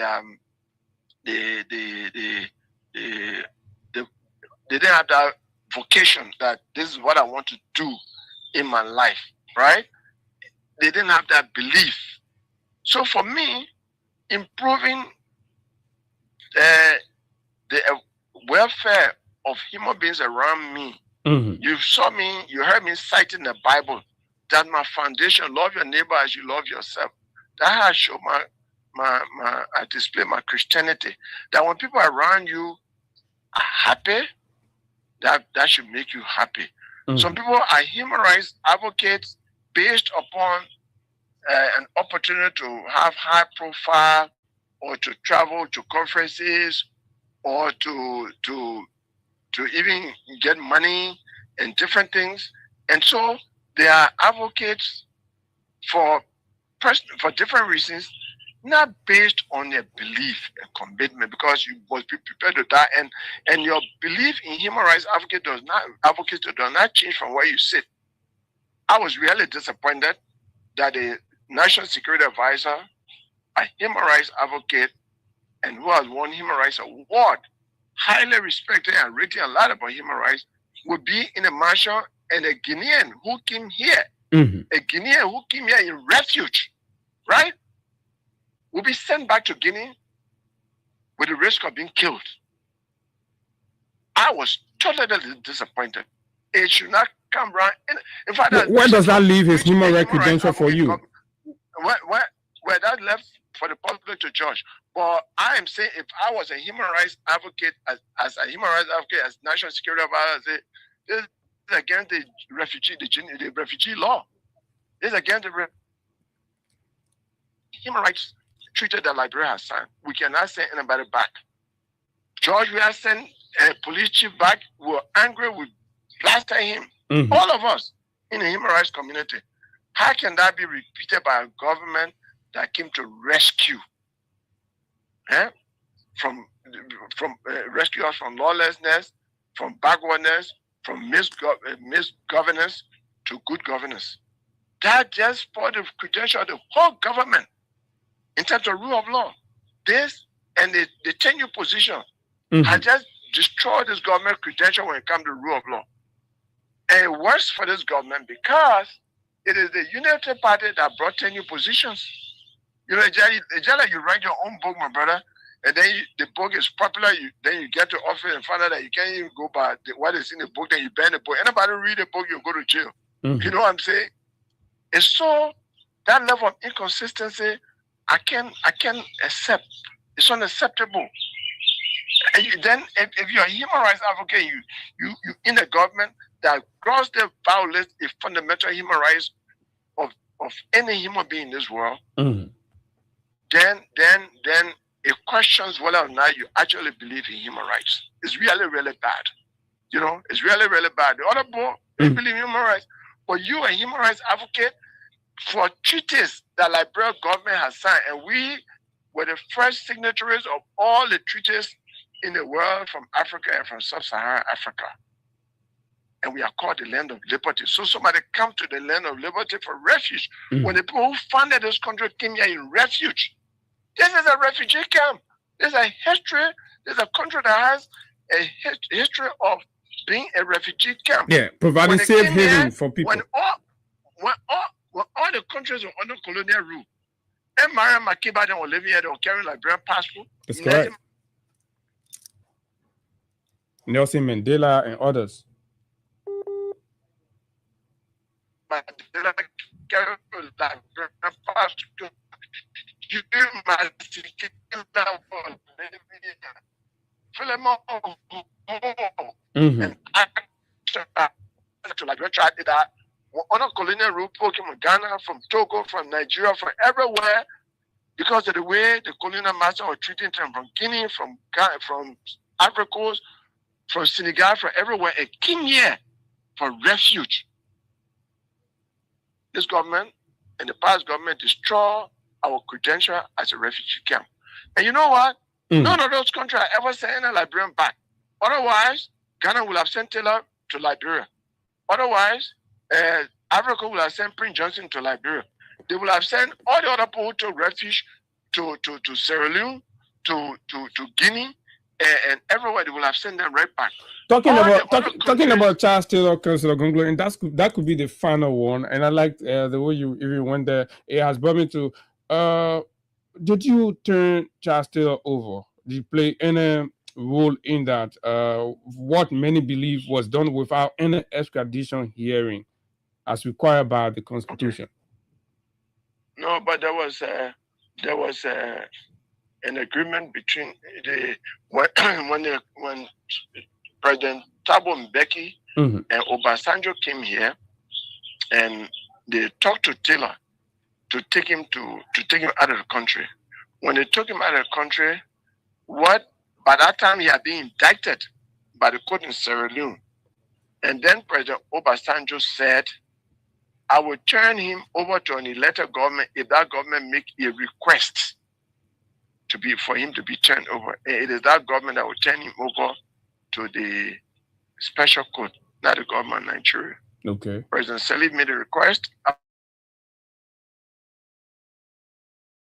You should call and say, Mr. SG, where are you? I say, I'm at the court. You say you report to the UN Plaza immediately.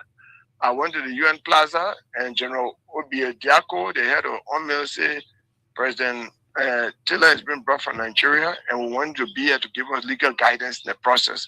In our room was the minister, the head of immigration, and Charles Snyder, the head of LBS at that time. So I was there. I've guided them in the process, and then we got to the airport. I was staying with Da Costa. I, as representing a legal arm, was there to make sure that everything happened legally. So when Tiller came from the plane, I stepped down. I told Da Costa, "It's over to you now. We have brought him to Liberia. The immigration have brought him down from the plane. We turn him over to you." And then Da Costa took over. He called a UN lady to read Tiller's indictment. It was read, and then another UN president, and the president went and put handcuff on President Tiller. His arrival and departure took 40 minutes. So that was, and some people say, did you insist on extradition here? Some people can say I handcuffed Tiller. No, that he was indicted. That is not required under international law. When ICC, for example, indicts you, you are sent. You don't go through extradition. That international law, the laws, humanitarian law, a law made by all the nations of the world. It's not controlled by any domestic law. That is why no president, for example, can grant amnesty to someone who has been convicted by an international criminal tribunal. So it's a different situation. You are a man of wisdom and all of that. There is this planned December 17th protest, DUP, lead or leave. What do you say to that? Finally, and then we can take it. I had decided, I don't think that they should, anything that will go close to removing the government before his term of office end will not be good for. But I don't need to say more because Moba Molu said his first campaign was undermined by me when I came and said nobody should support it. They can go to the rally, but the rally should not be to depose the government in power, to do anything to depose the government. We've been on the track from just in my law class I was saying yesterday. In 1871, some people met in this town and deposed President E.J. Roy to say, "You are hereby deposed." They issued what they call a manifesto. So that was illegal. That was unconstitutional. So we should not do the same thing. We're trying to build an orderly society based on rule of law, guided by our constitution. So we can express anything. We can talk about misrule. We can talk about bad governance. We can hold the government feet to the fire. But I don't encourage anyone to remove the government from power by any kind of force that is not supported by law.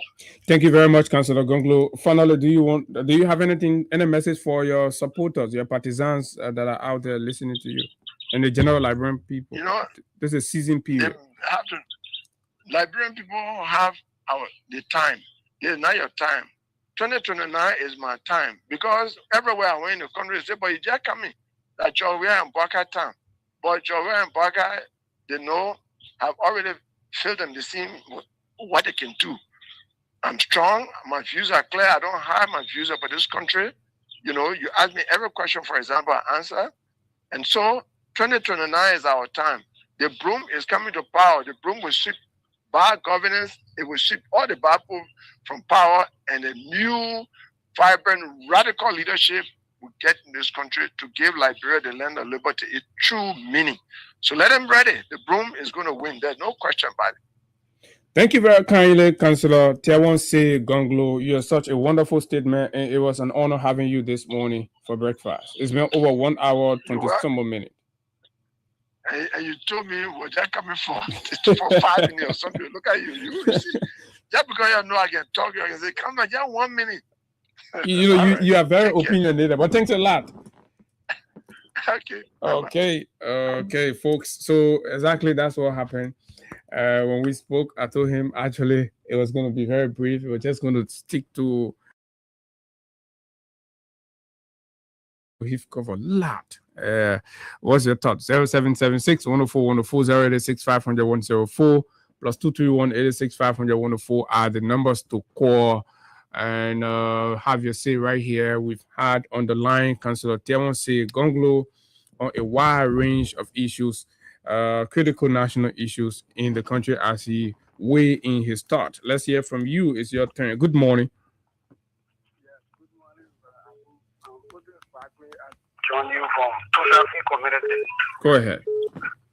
Yeah, I listened to the councillor so daily. His opinion, his expertise was direct and straight to the point. You know, many councillor Congo is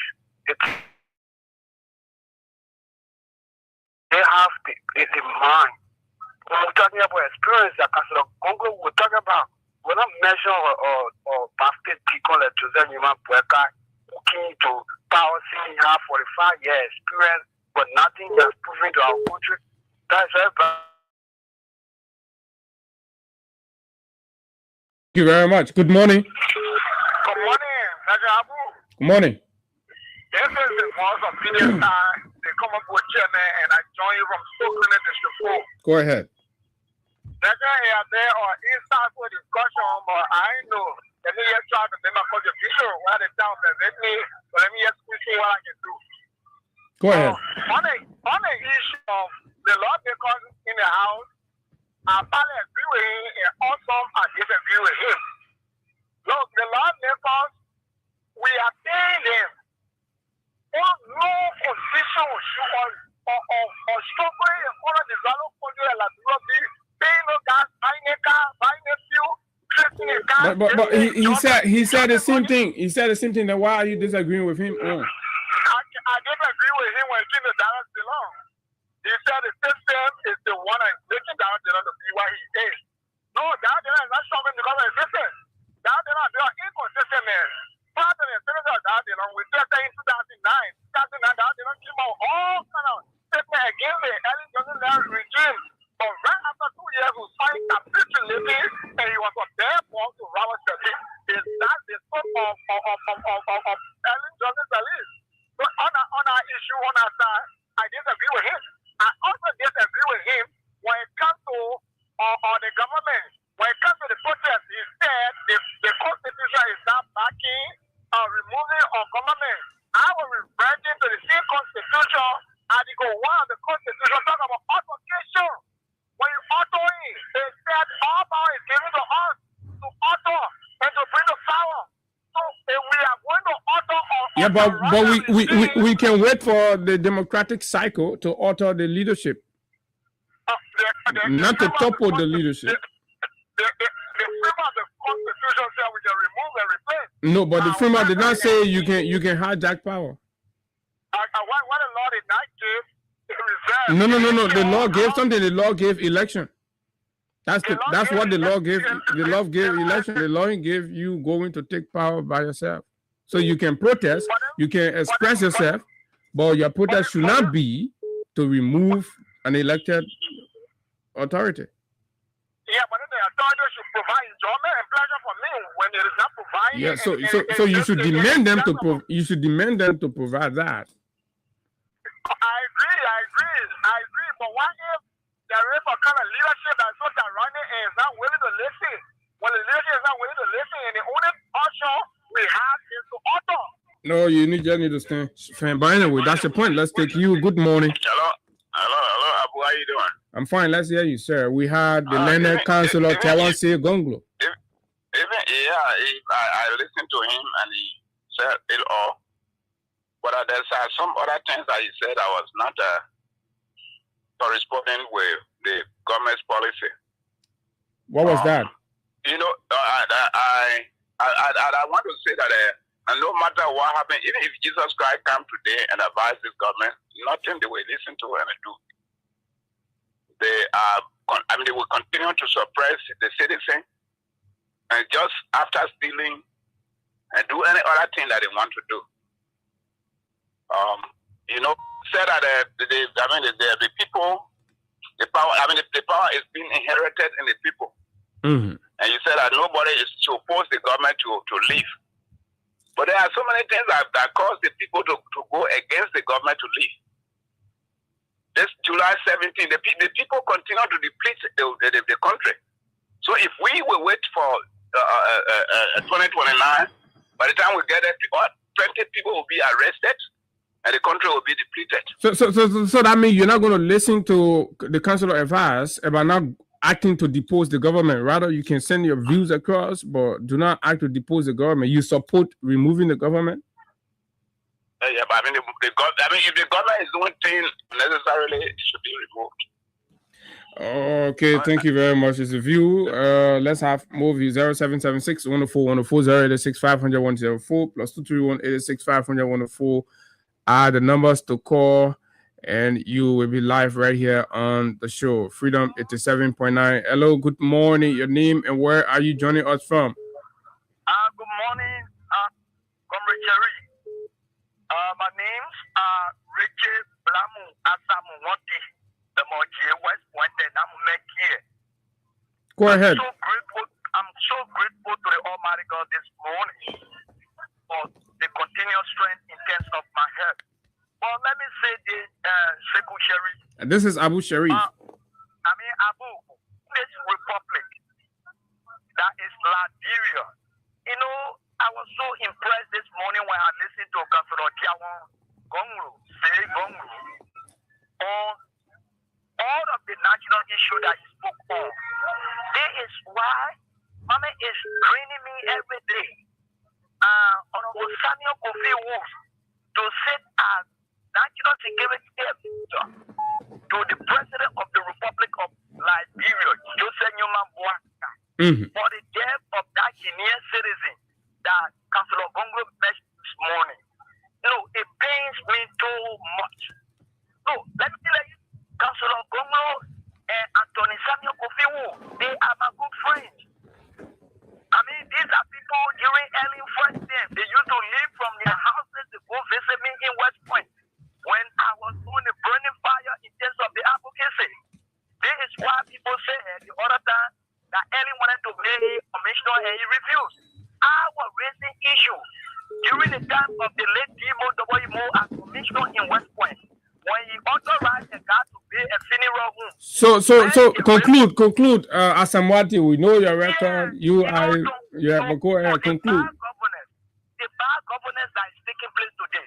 Look at the way the party in which President Boaka is in the country in terms of the blatant violation of our constitution that is the magna carta of our geopolitics. Look at that. Look at Dr. Duwenya being dismissed in a shameful manner.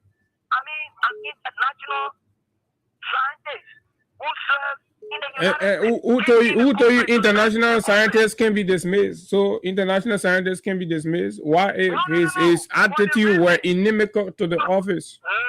There is no day honor the Constitution of the Republic of Latin. The president can take the action by dismissing Duwenya for such a main allegation.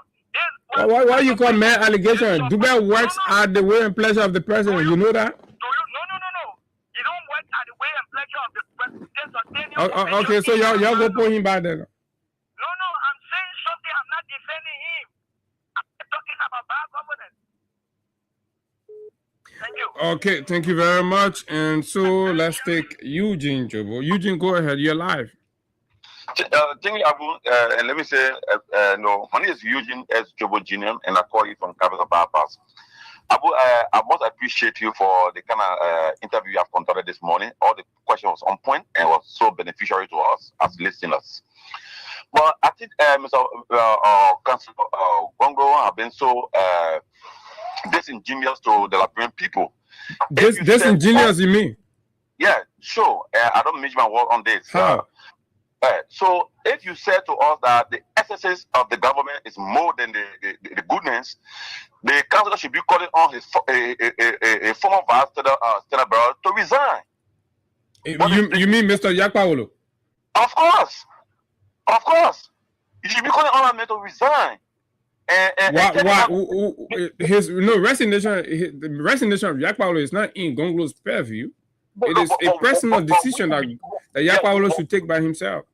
But the transformation of the governance system of this country, for the fact that the Legislative Council is done the statement, but his recommendation, you listen to him that sometimes he make he send out papers for which the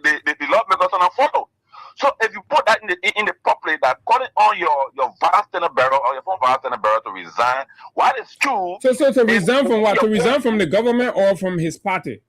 From the government. From the government, because there are reasons for which you supported the Unity Party, you endorsed the Unity Party, like you said. And if Unity Party is going contrary from what you saw, you should be calling on your vice president to resign.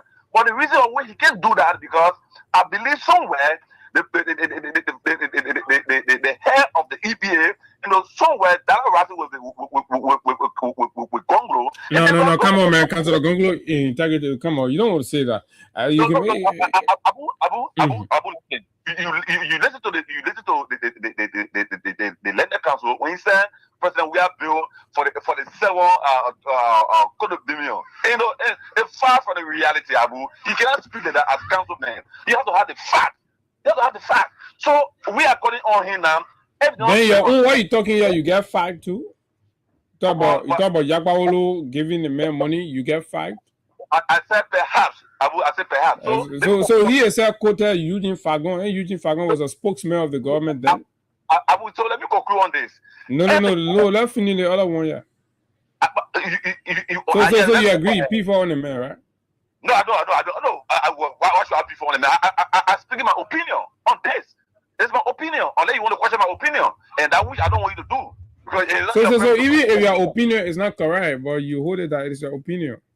No, but no. I speak with the opinion on the basis of his own presentation. On the basis of his own presentation. So I question him on the basis of his presentation. You cannot say to us what you saw for which you endorse the former vice president, now president, Jason Yamabuaka. He has gone far from it. The negative are more than the goodness. But yet still, your vice president Barrow, your former vice president Barrow, is still working in the government. You are not called for a resignation to prove to the people that yes, this man stands for integrity. That would have been, have been in the corridor for many years. So what is your problem with Councilor Gonglo? My problem is Councilor Gonglo should be calling for the resignation of his former. That's very integrity. That yes, the vice president may not agree, but we like people will say no. This man issue is not on the basis of friendship. All right, thank you very much. So I don't know how that is going to have any kind of direct implication on Gonglo's integrity. It's somebody's personal decision to resign and all of that. But that's your view. So let's hold it right there. Hello, good morning. You're live. What's your name and where are you calling us from? Yeah, this is Molo Massive. You calling from this morning. Go ahead. Thank you for the impact of Mr. Congo. Yeah, I listened to him, but he's not playing the ball. He's talking about. You understand what I'm saying? He's not playing what? He said he's not playing what? He's not playing a part like a lawyer. I'm saying. My brother just said. So what kind of part lawyers supposed to play? The whole topic. You know what I'm saying? The supported voter and all things are going on in this country. Bongo here watching and seeing everything that's going on. And he has been talking. You listen to him right now. He criticized a lot.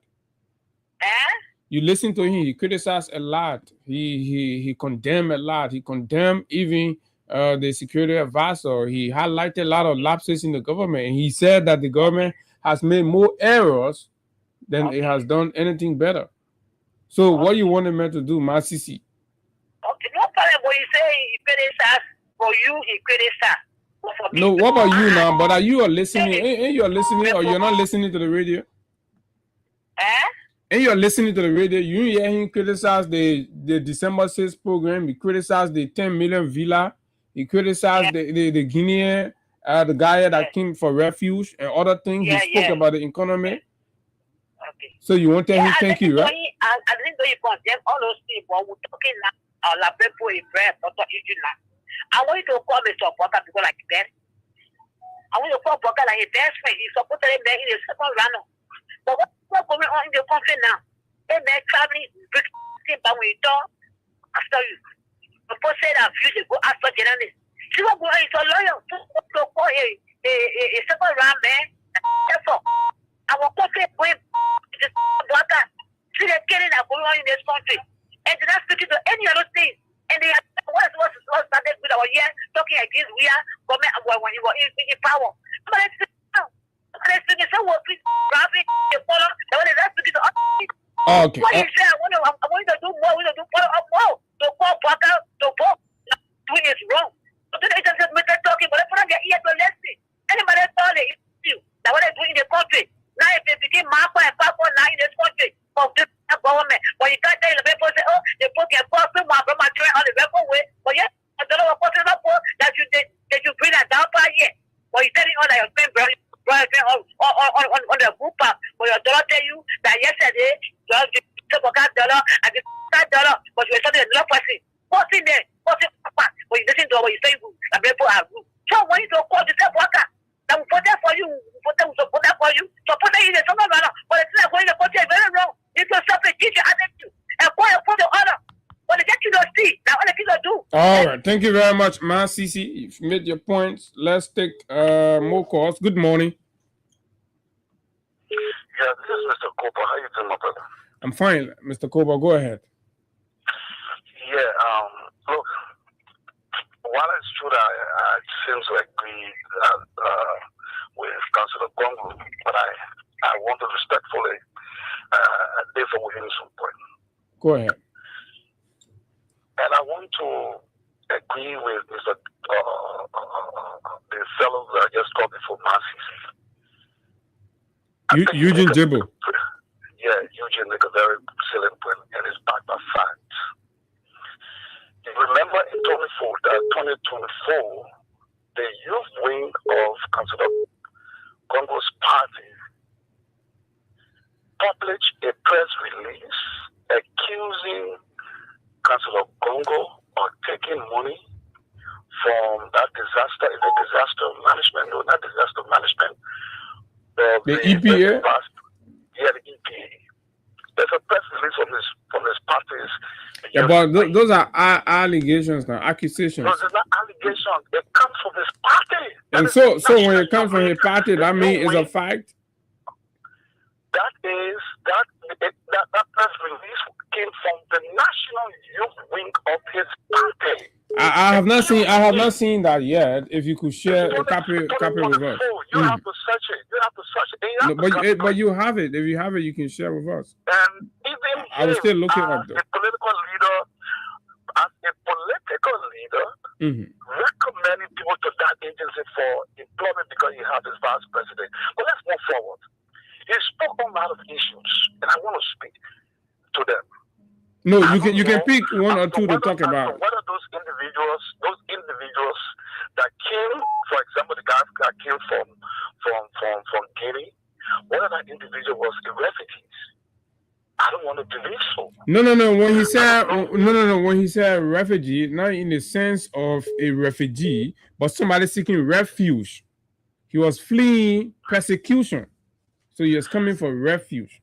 So not that the war in the country. Persecution, when you're coming for refuge and fleeing persecution, there are processes to recognize it for international protection. But let me say, you ask him concerning Chancellor return, and he continued to evade the question you asked him. You asked him, was there treaty? What was the process? Then he tried to say, oh, that is the secretary of the international convention. My friend, that's the reason why the people brought Mr. Taylor back to Liberia on the sovereignty of Liberia, in possession of the government of Liberia. So in conclusion, now, what is the point you're trying to make? Do you agree with Councilor Gonglo or you disagree? What I'm saying, I see him boasting about a lot of experience. It was based on those experiences that Mr. Braga was elected. He's not so bragging about it. See, I was so surprised to know that Mr. Braga worked with Mr. Tupper. I didn't know that he said it. So it means that Mr. Braga had too many experiences in a lot of government. They sitting with him. All right?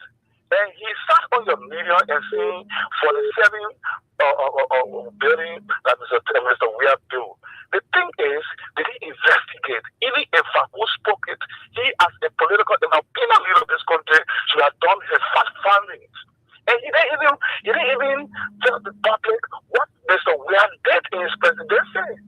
He didn't see all of the positives. So you see, he got swayed away by the propaganda, and he said lied on the propaganda on 48th. The other side of the bill, where the bill Okay, thank you very much. Good morning, David King.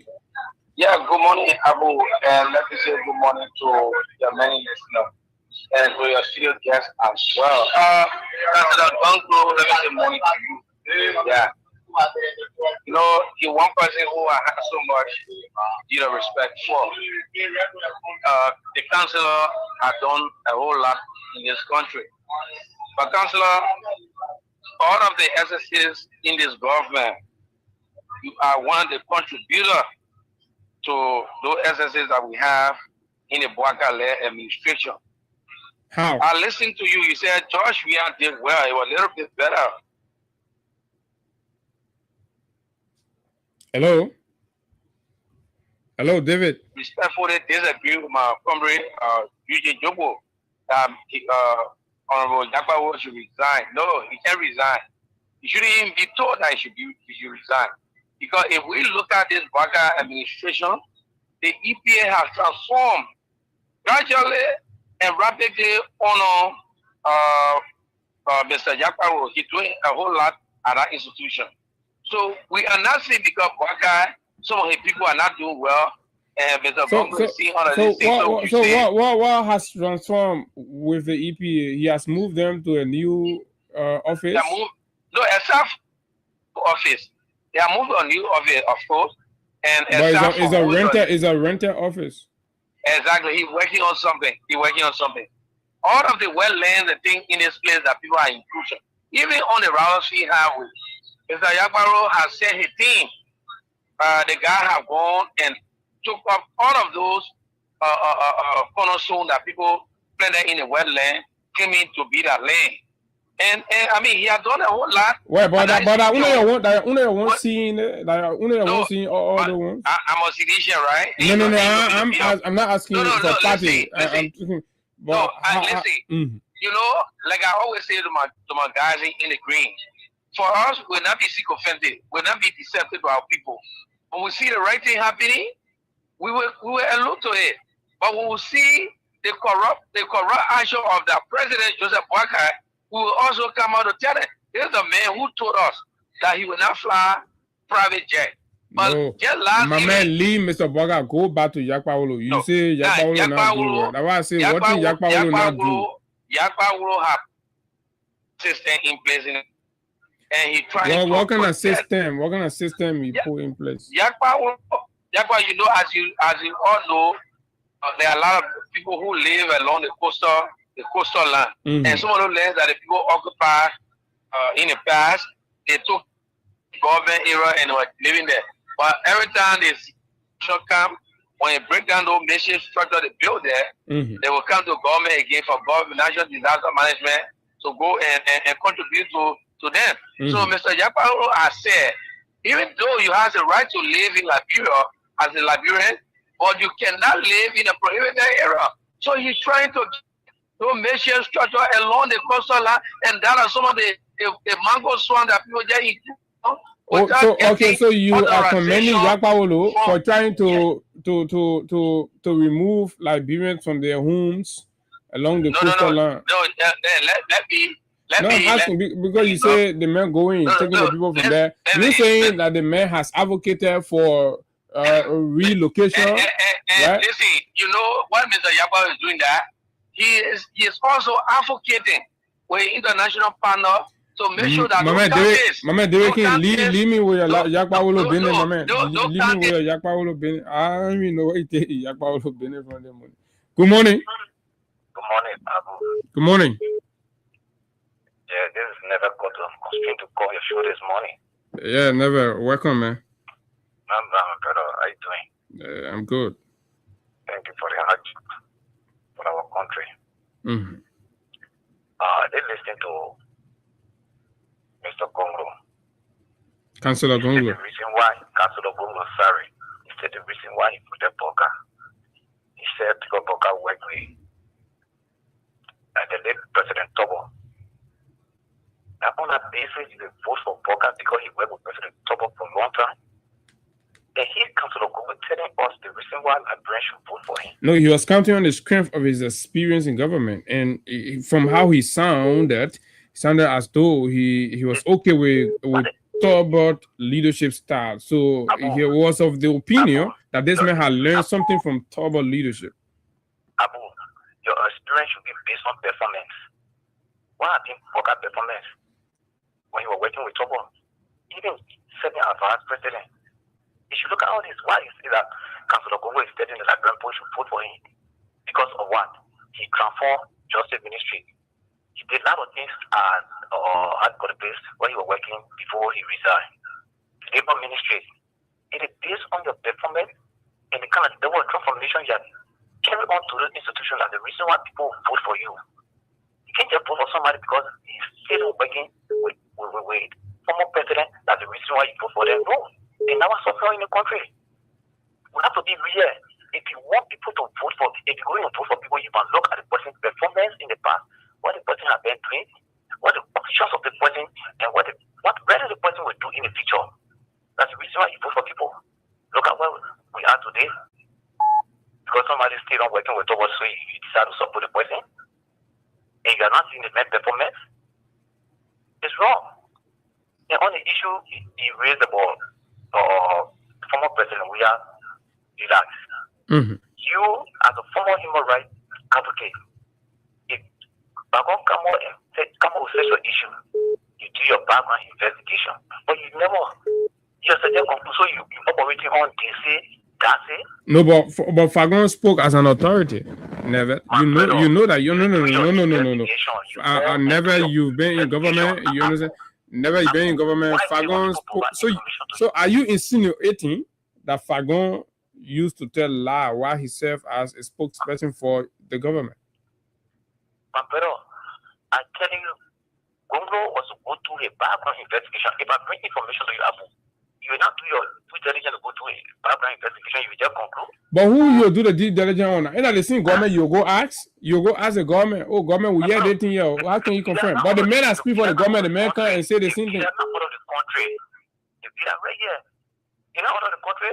You can just drive there and see for yourself. You get to your conclusion on this, that's it.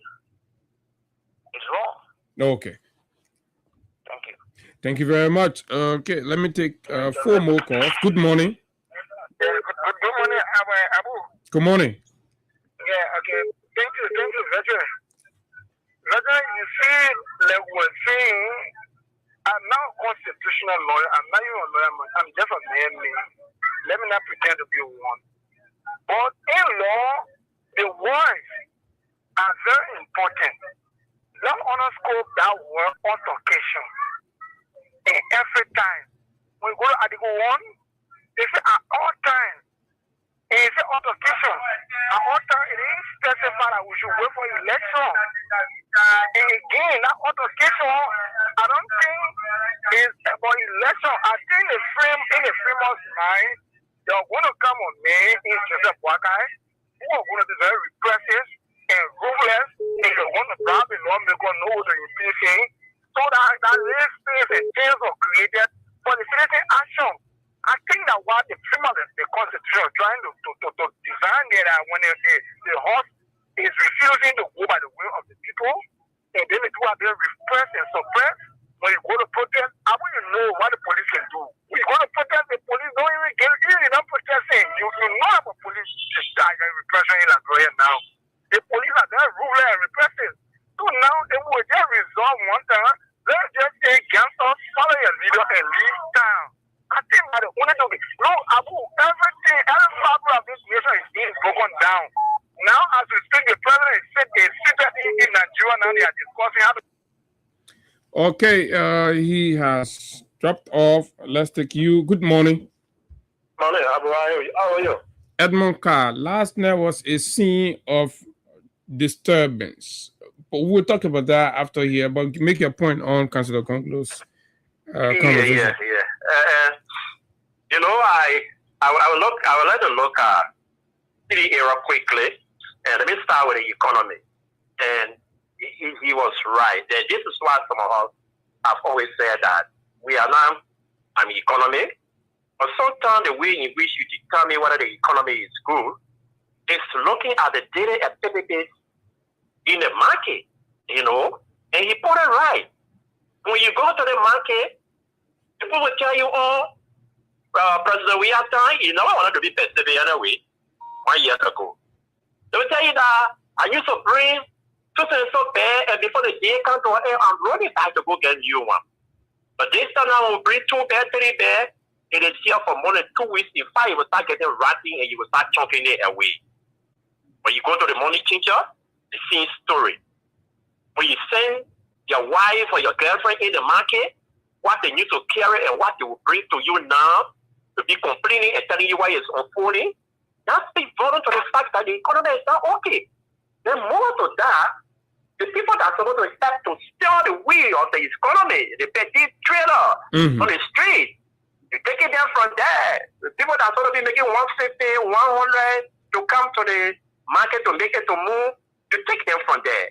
How can you come to tell us, say, the economy is growing, the economy is on a rightful path? So I agree with you with that. The economy is poor, it's very, very difficult. Look at the educational sector. President we are here for the 6th year, he made impact. What an impact that he made. Let us allow our children to go to the university, government university across this country, who can find some money and put it in a lot day to go to school. When you check the number, it started going up compared to the time that he came to the presidency. He also look around and say, well, we're now taking wax in this country, 65, 70, $75. When we Goma and old man Flomo go into the butchers and cut palm, produce the palm oil, bring it to the market, sell it to raise the $65 to $70 US plus transportation if they got more than 1 or 2. You know how much it will cost that? So because of that, many of our colleagues, our children, never had the opportunity to have search for the wax. He looked there and made intervention. Now Bouaka is here. He was right. There is serious constraint when you come to graduation these days. You will go to school, sometimes you spend something like $100 or $150 for the entire academic. Then when you come to graduation, $200, $250, $300. Then when you finish paying that money, the people are giving you empty diploma that they'll give you. They expect you to go back for something that's $25 to pay before the document is received and placed in the diploma in your hand to say you got document. So what can the government do?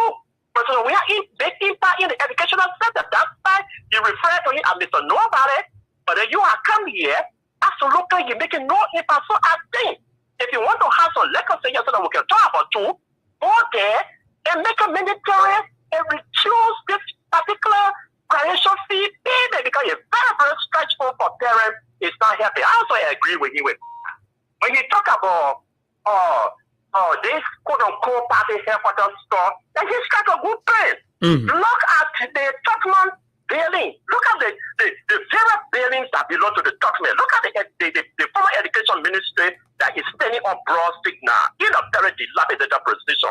They are not able to take care of it today. It is sitting there and spoiling.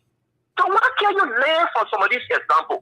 Look at the two parties he's talking about. Government say it for me, and the people say it for them. Okay, and for you, why can you improve on it and rain there?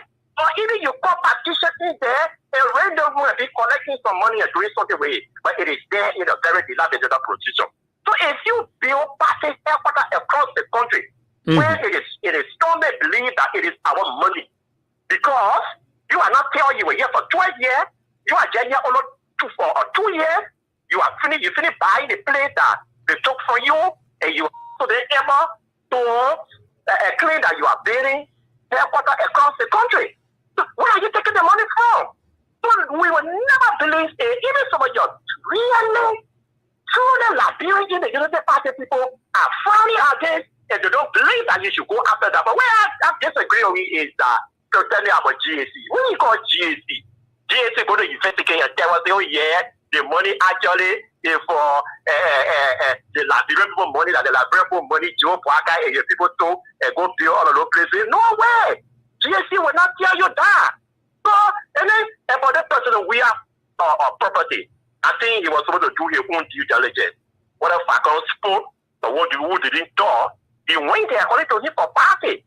So as long as he went there, he saw those they were building, he was supposed to take the own excitement or even ask the man who invited them. Mr. President, there have been a whole lot of years they say there. What do you say about this property? How many buildings are we having here? President, we are a boy, you're going to tell you. Then you take that and throw that $4,000 or $5,000 salary defending that he was putting on for President Rihanna because it was my party that he worked in. Then you will not come with a concrete and fair analysis of the what President Rihanna and what Waka is putting on in the point. Okay. That's a waste of resources.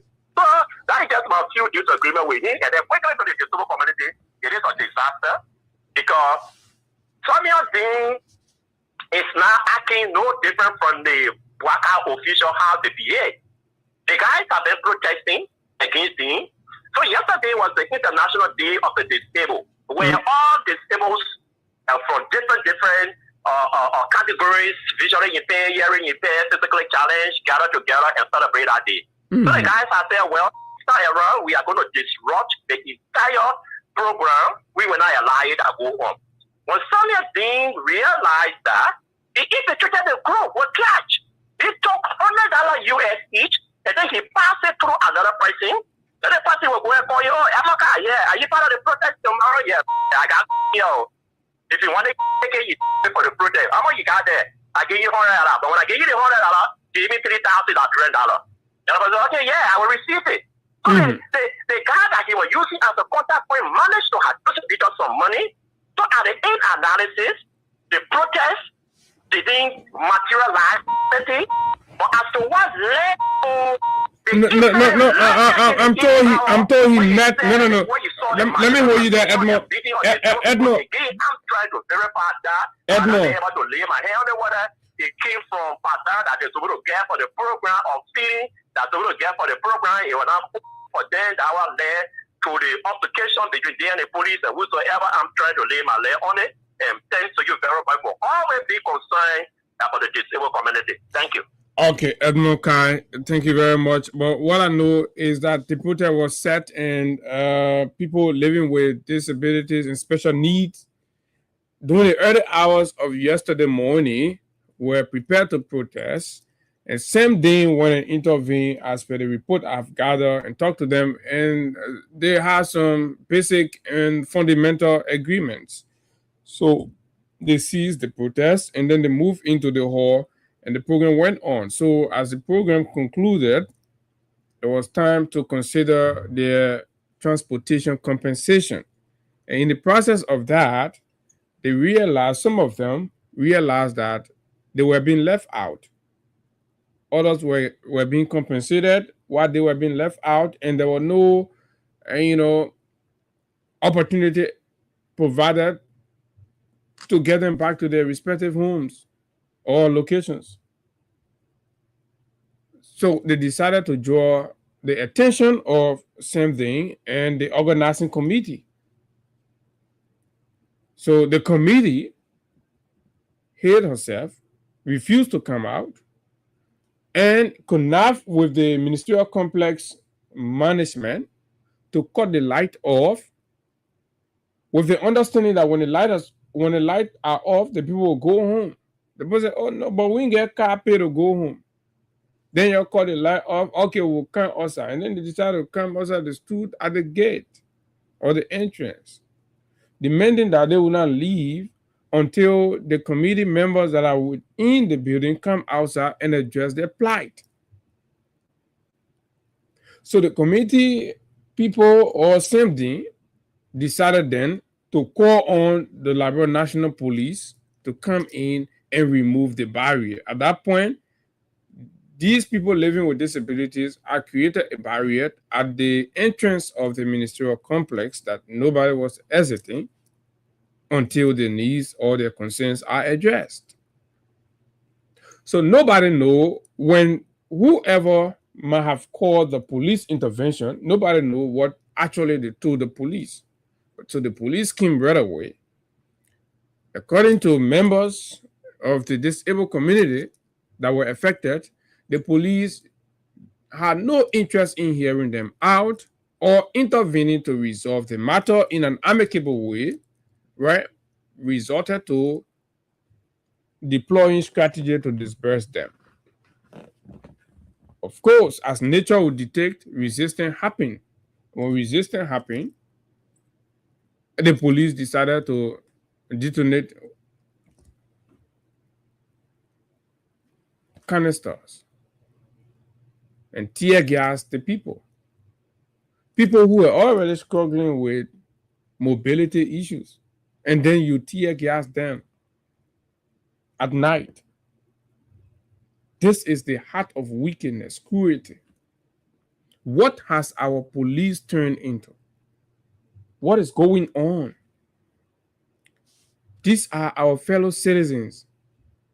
Why has the police become mobilized sufficiently to act inhuman against her own citizens, kinsmen, your countrymen, disabled people?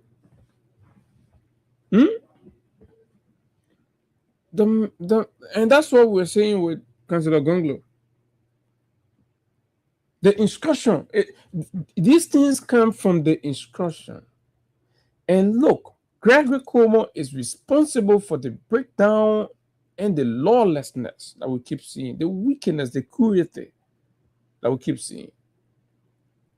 The instruction he gave them, that Iron Man mentality, that strong man mentality, that I have to stem. It is reminiscent of the SOD era. You know, then when you hear that the SOD coming, so a government that rides on fear, that sees fear as a tool for leadership and governance is terrible. That you have to instill fear in the people. You have to create an environment where just by the mention of your name and people are running head or scatter. They're afraid. They're losing their minds and all of that. That is not the hallmark of a civilized democracy. Absolutely not. That is a clear hallmark of an authoritarian establishment, a dictatorial establishment.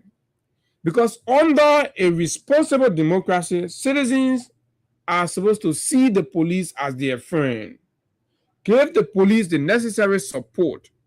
In fact, citizens will be like the informant of the police. In the case of crimes and what have you, citizens will be the one placing calls, giving direction, right, and aiding the police operation.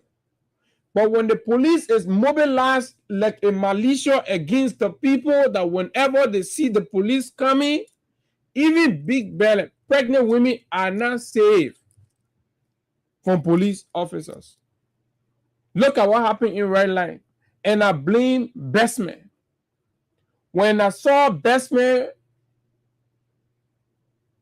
conducted a recruitment exercise, right? Collected wayward youths in Pittsville and enrolled them into the city police.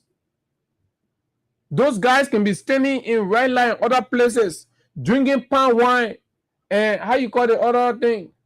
What kind of fire? They get the liquor that can be Lawrence Cover in a small bottle, man. Right? Get this liquor there, man. The guys can be drinking. They're in uniform. They have the badge. They have the flag. They'll be drinking liquor. They're not drink. They didn't get the professional and the ethical orientation. It's not there. Right? The rules of engagement, they are not current with it. You see people with special needs, elderly people, pregnant women, in any civilized gathering, the way you approach them, especially pregnant women, at some point, they're very temperamental. So you as a tree security officer, whether they say you kick the woman, you not kick the woman, you blow the woman, you not blow the woman, right? You must know how to handle such a situation. But now, what we have, the guys have infested the security forces with all kinds of wayward partisan idiots, and they are fermenting chaos, creating an environment of anarchy and lawlessness. Look at somebody's wife pregnant, and you go beat them. It says because you visiting police. And then when you won't take that person to court, unfortunately, the laws are not working in the favor of the people anymore. What kind of country are we? What kind of society are we running? What kind of society are we actually running? Why are we treating Liberia like this? This country has given so much to everybody. And then when you have the opportunity to public service, you undermine the countries because your actions are completely irresponsible. See the name. Every day you open your phone, you see different things. Oh, the Liberia National Police. You are a representation of the state.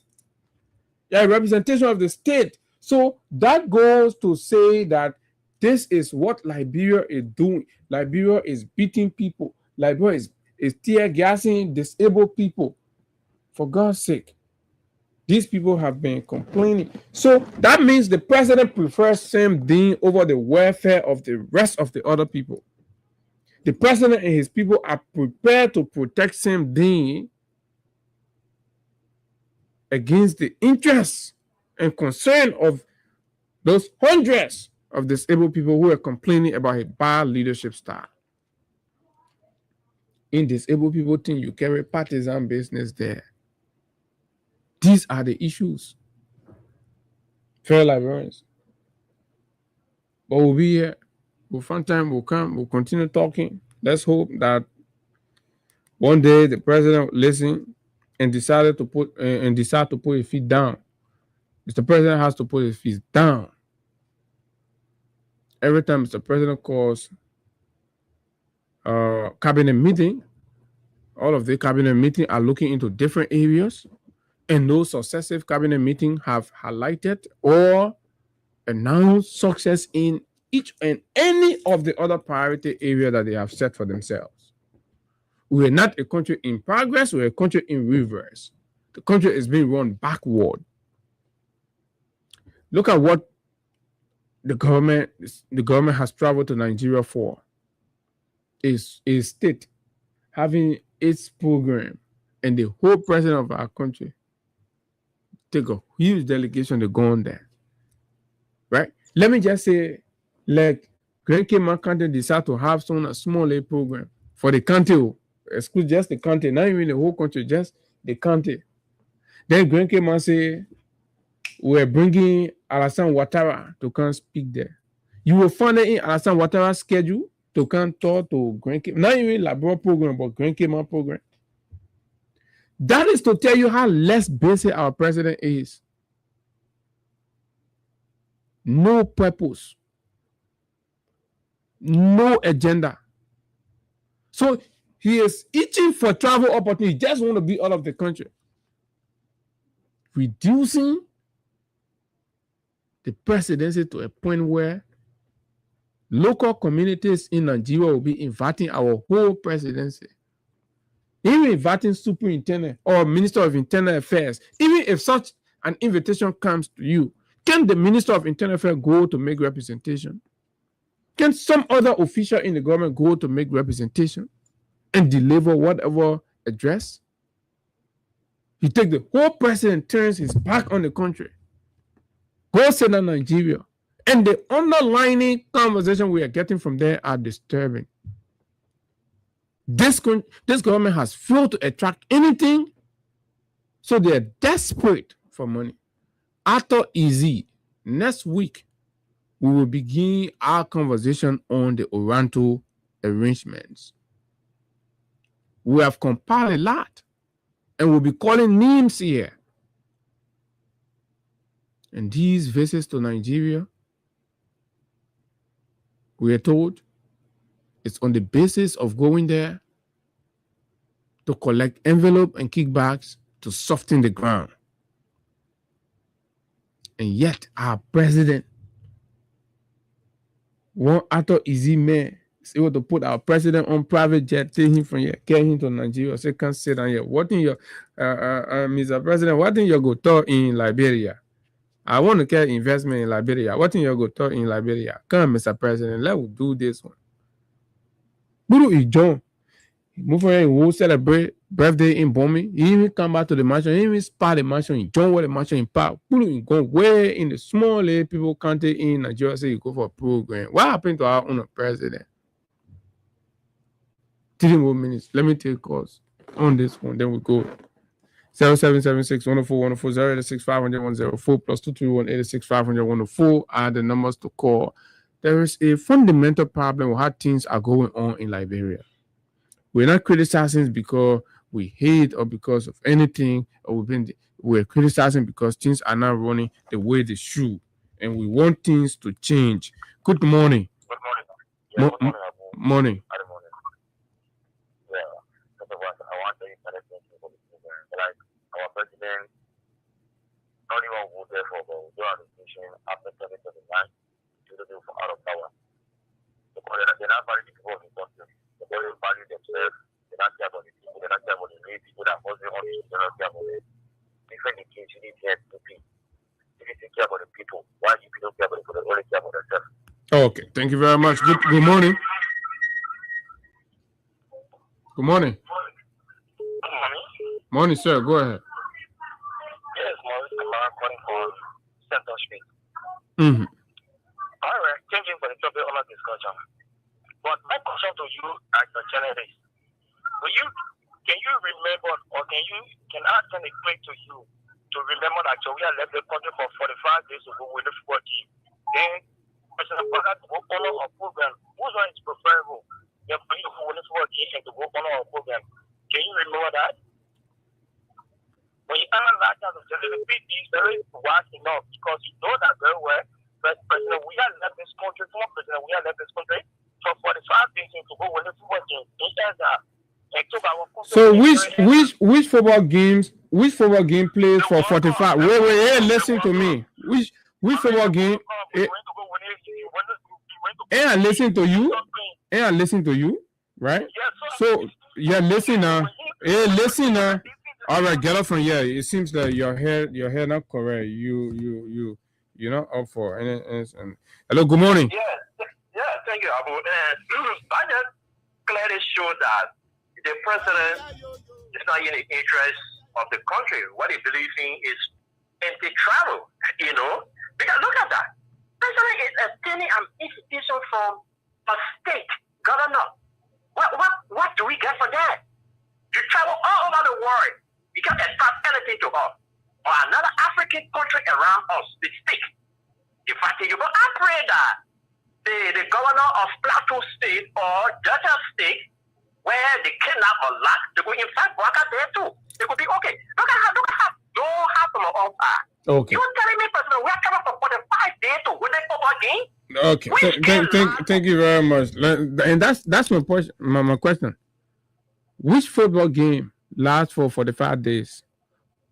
And even you want to say the tournament, did President Weah watch all the games of the World Cup for you to say he spent 45 days? His travel covered 45 days, but did he spend 45 days watching football game? You see, those propaganda you use. Besides, let's compare the two. World Cup is a global showpiece. It's a global showpiece. World leader go there. President Weah is not the first president to attend World Cup. And you can equate that to a small state in Nigeria, call your president, he wake up, he pass, he jump over the mansion, he go. Weah was attending global events. Baka is attending, right? Community programs, birthday programs in Ghana. You want to compare the two? Your small children, we sacrificing to protect your future and guarantee something for you, right? But they're begging for small $50 and think, I'm start my day, yo. They're so used to you that you're ready to put all kind of defense. Okay, defense. As soon as says here, your age, maybe it's on at 25 right now, you'll be 30, 31. Then we'll go another 6 years again. Before you know, you now get children all over. Then you start passing around begging them to send the children to school. Then you remember that used to be saying what other people were studying. Then you say, oh, let's compare. How you compare World Cup event to a state, say, I know what kind of programs that they're having. You must be sick. I mean, you must be sick in your head. But folks, that's all the time we get to be here. My name is Abu Sharif, and it's always a good thing to be here having conversation about those issues that matter to Liberia's growth and development. This is Freedom 87.9, Liberia's most listened to radio platform. Until we see you, do have yourself a wonderful time from the nation's capital. Bye-bye.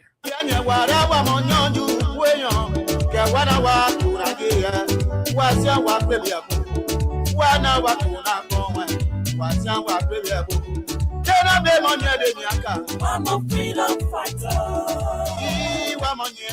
I'm a freedom fighter.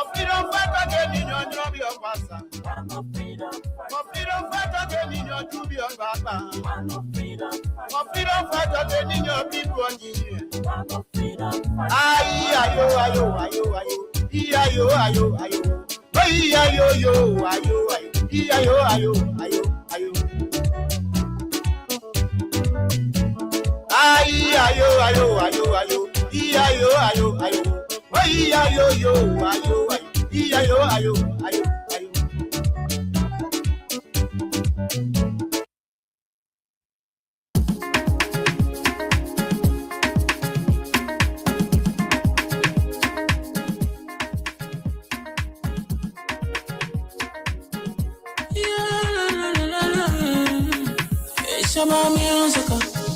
There are crimes in many places, in every community, you can see.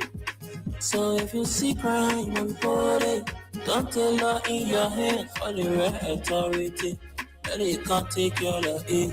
Crime Stopper here for us. We need safety to your door. Whether you rich or you poor. If you see you must talk it. I mean you cheche. You wait for your safety. If you see it, don't keep it. You must call to report it.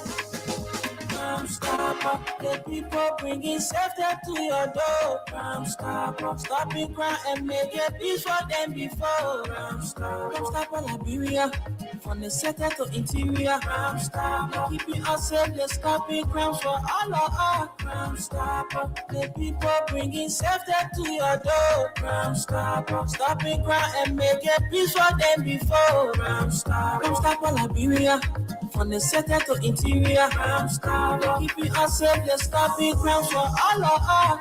Crime Stopper Liberia is your community crime fighting partner. Don't take the law into your own hands. Remember, if you see a crime, report it. This is a message from your own self, Old Man Sam Cyan.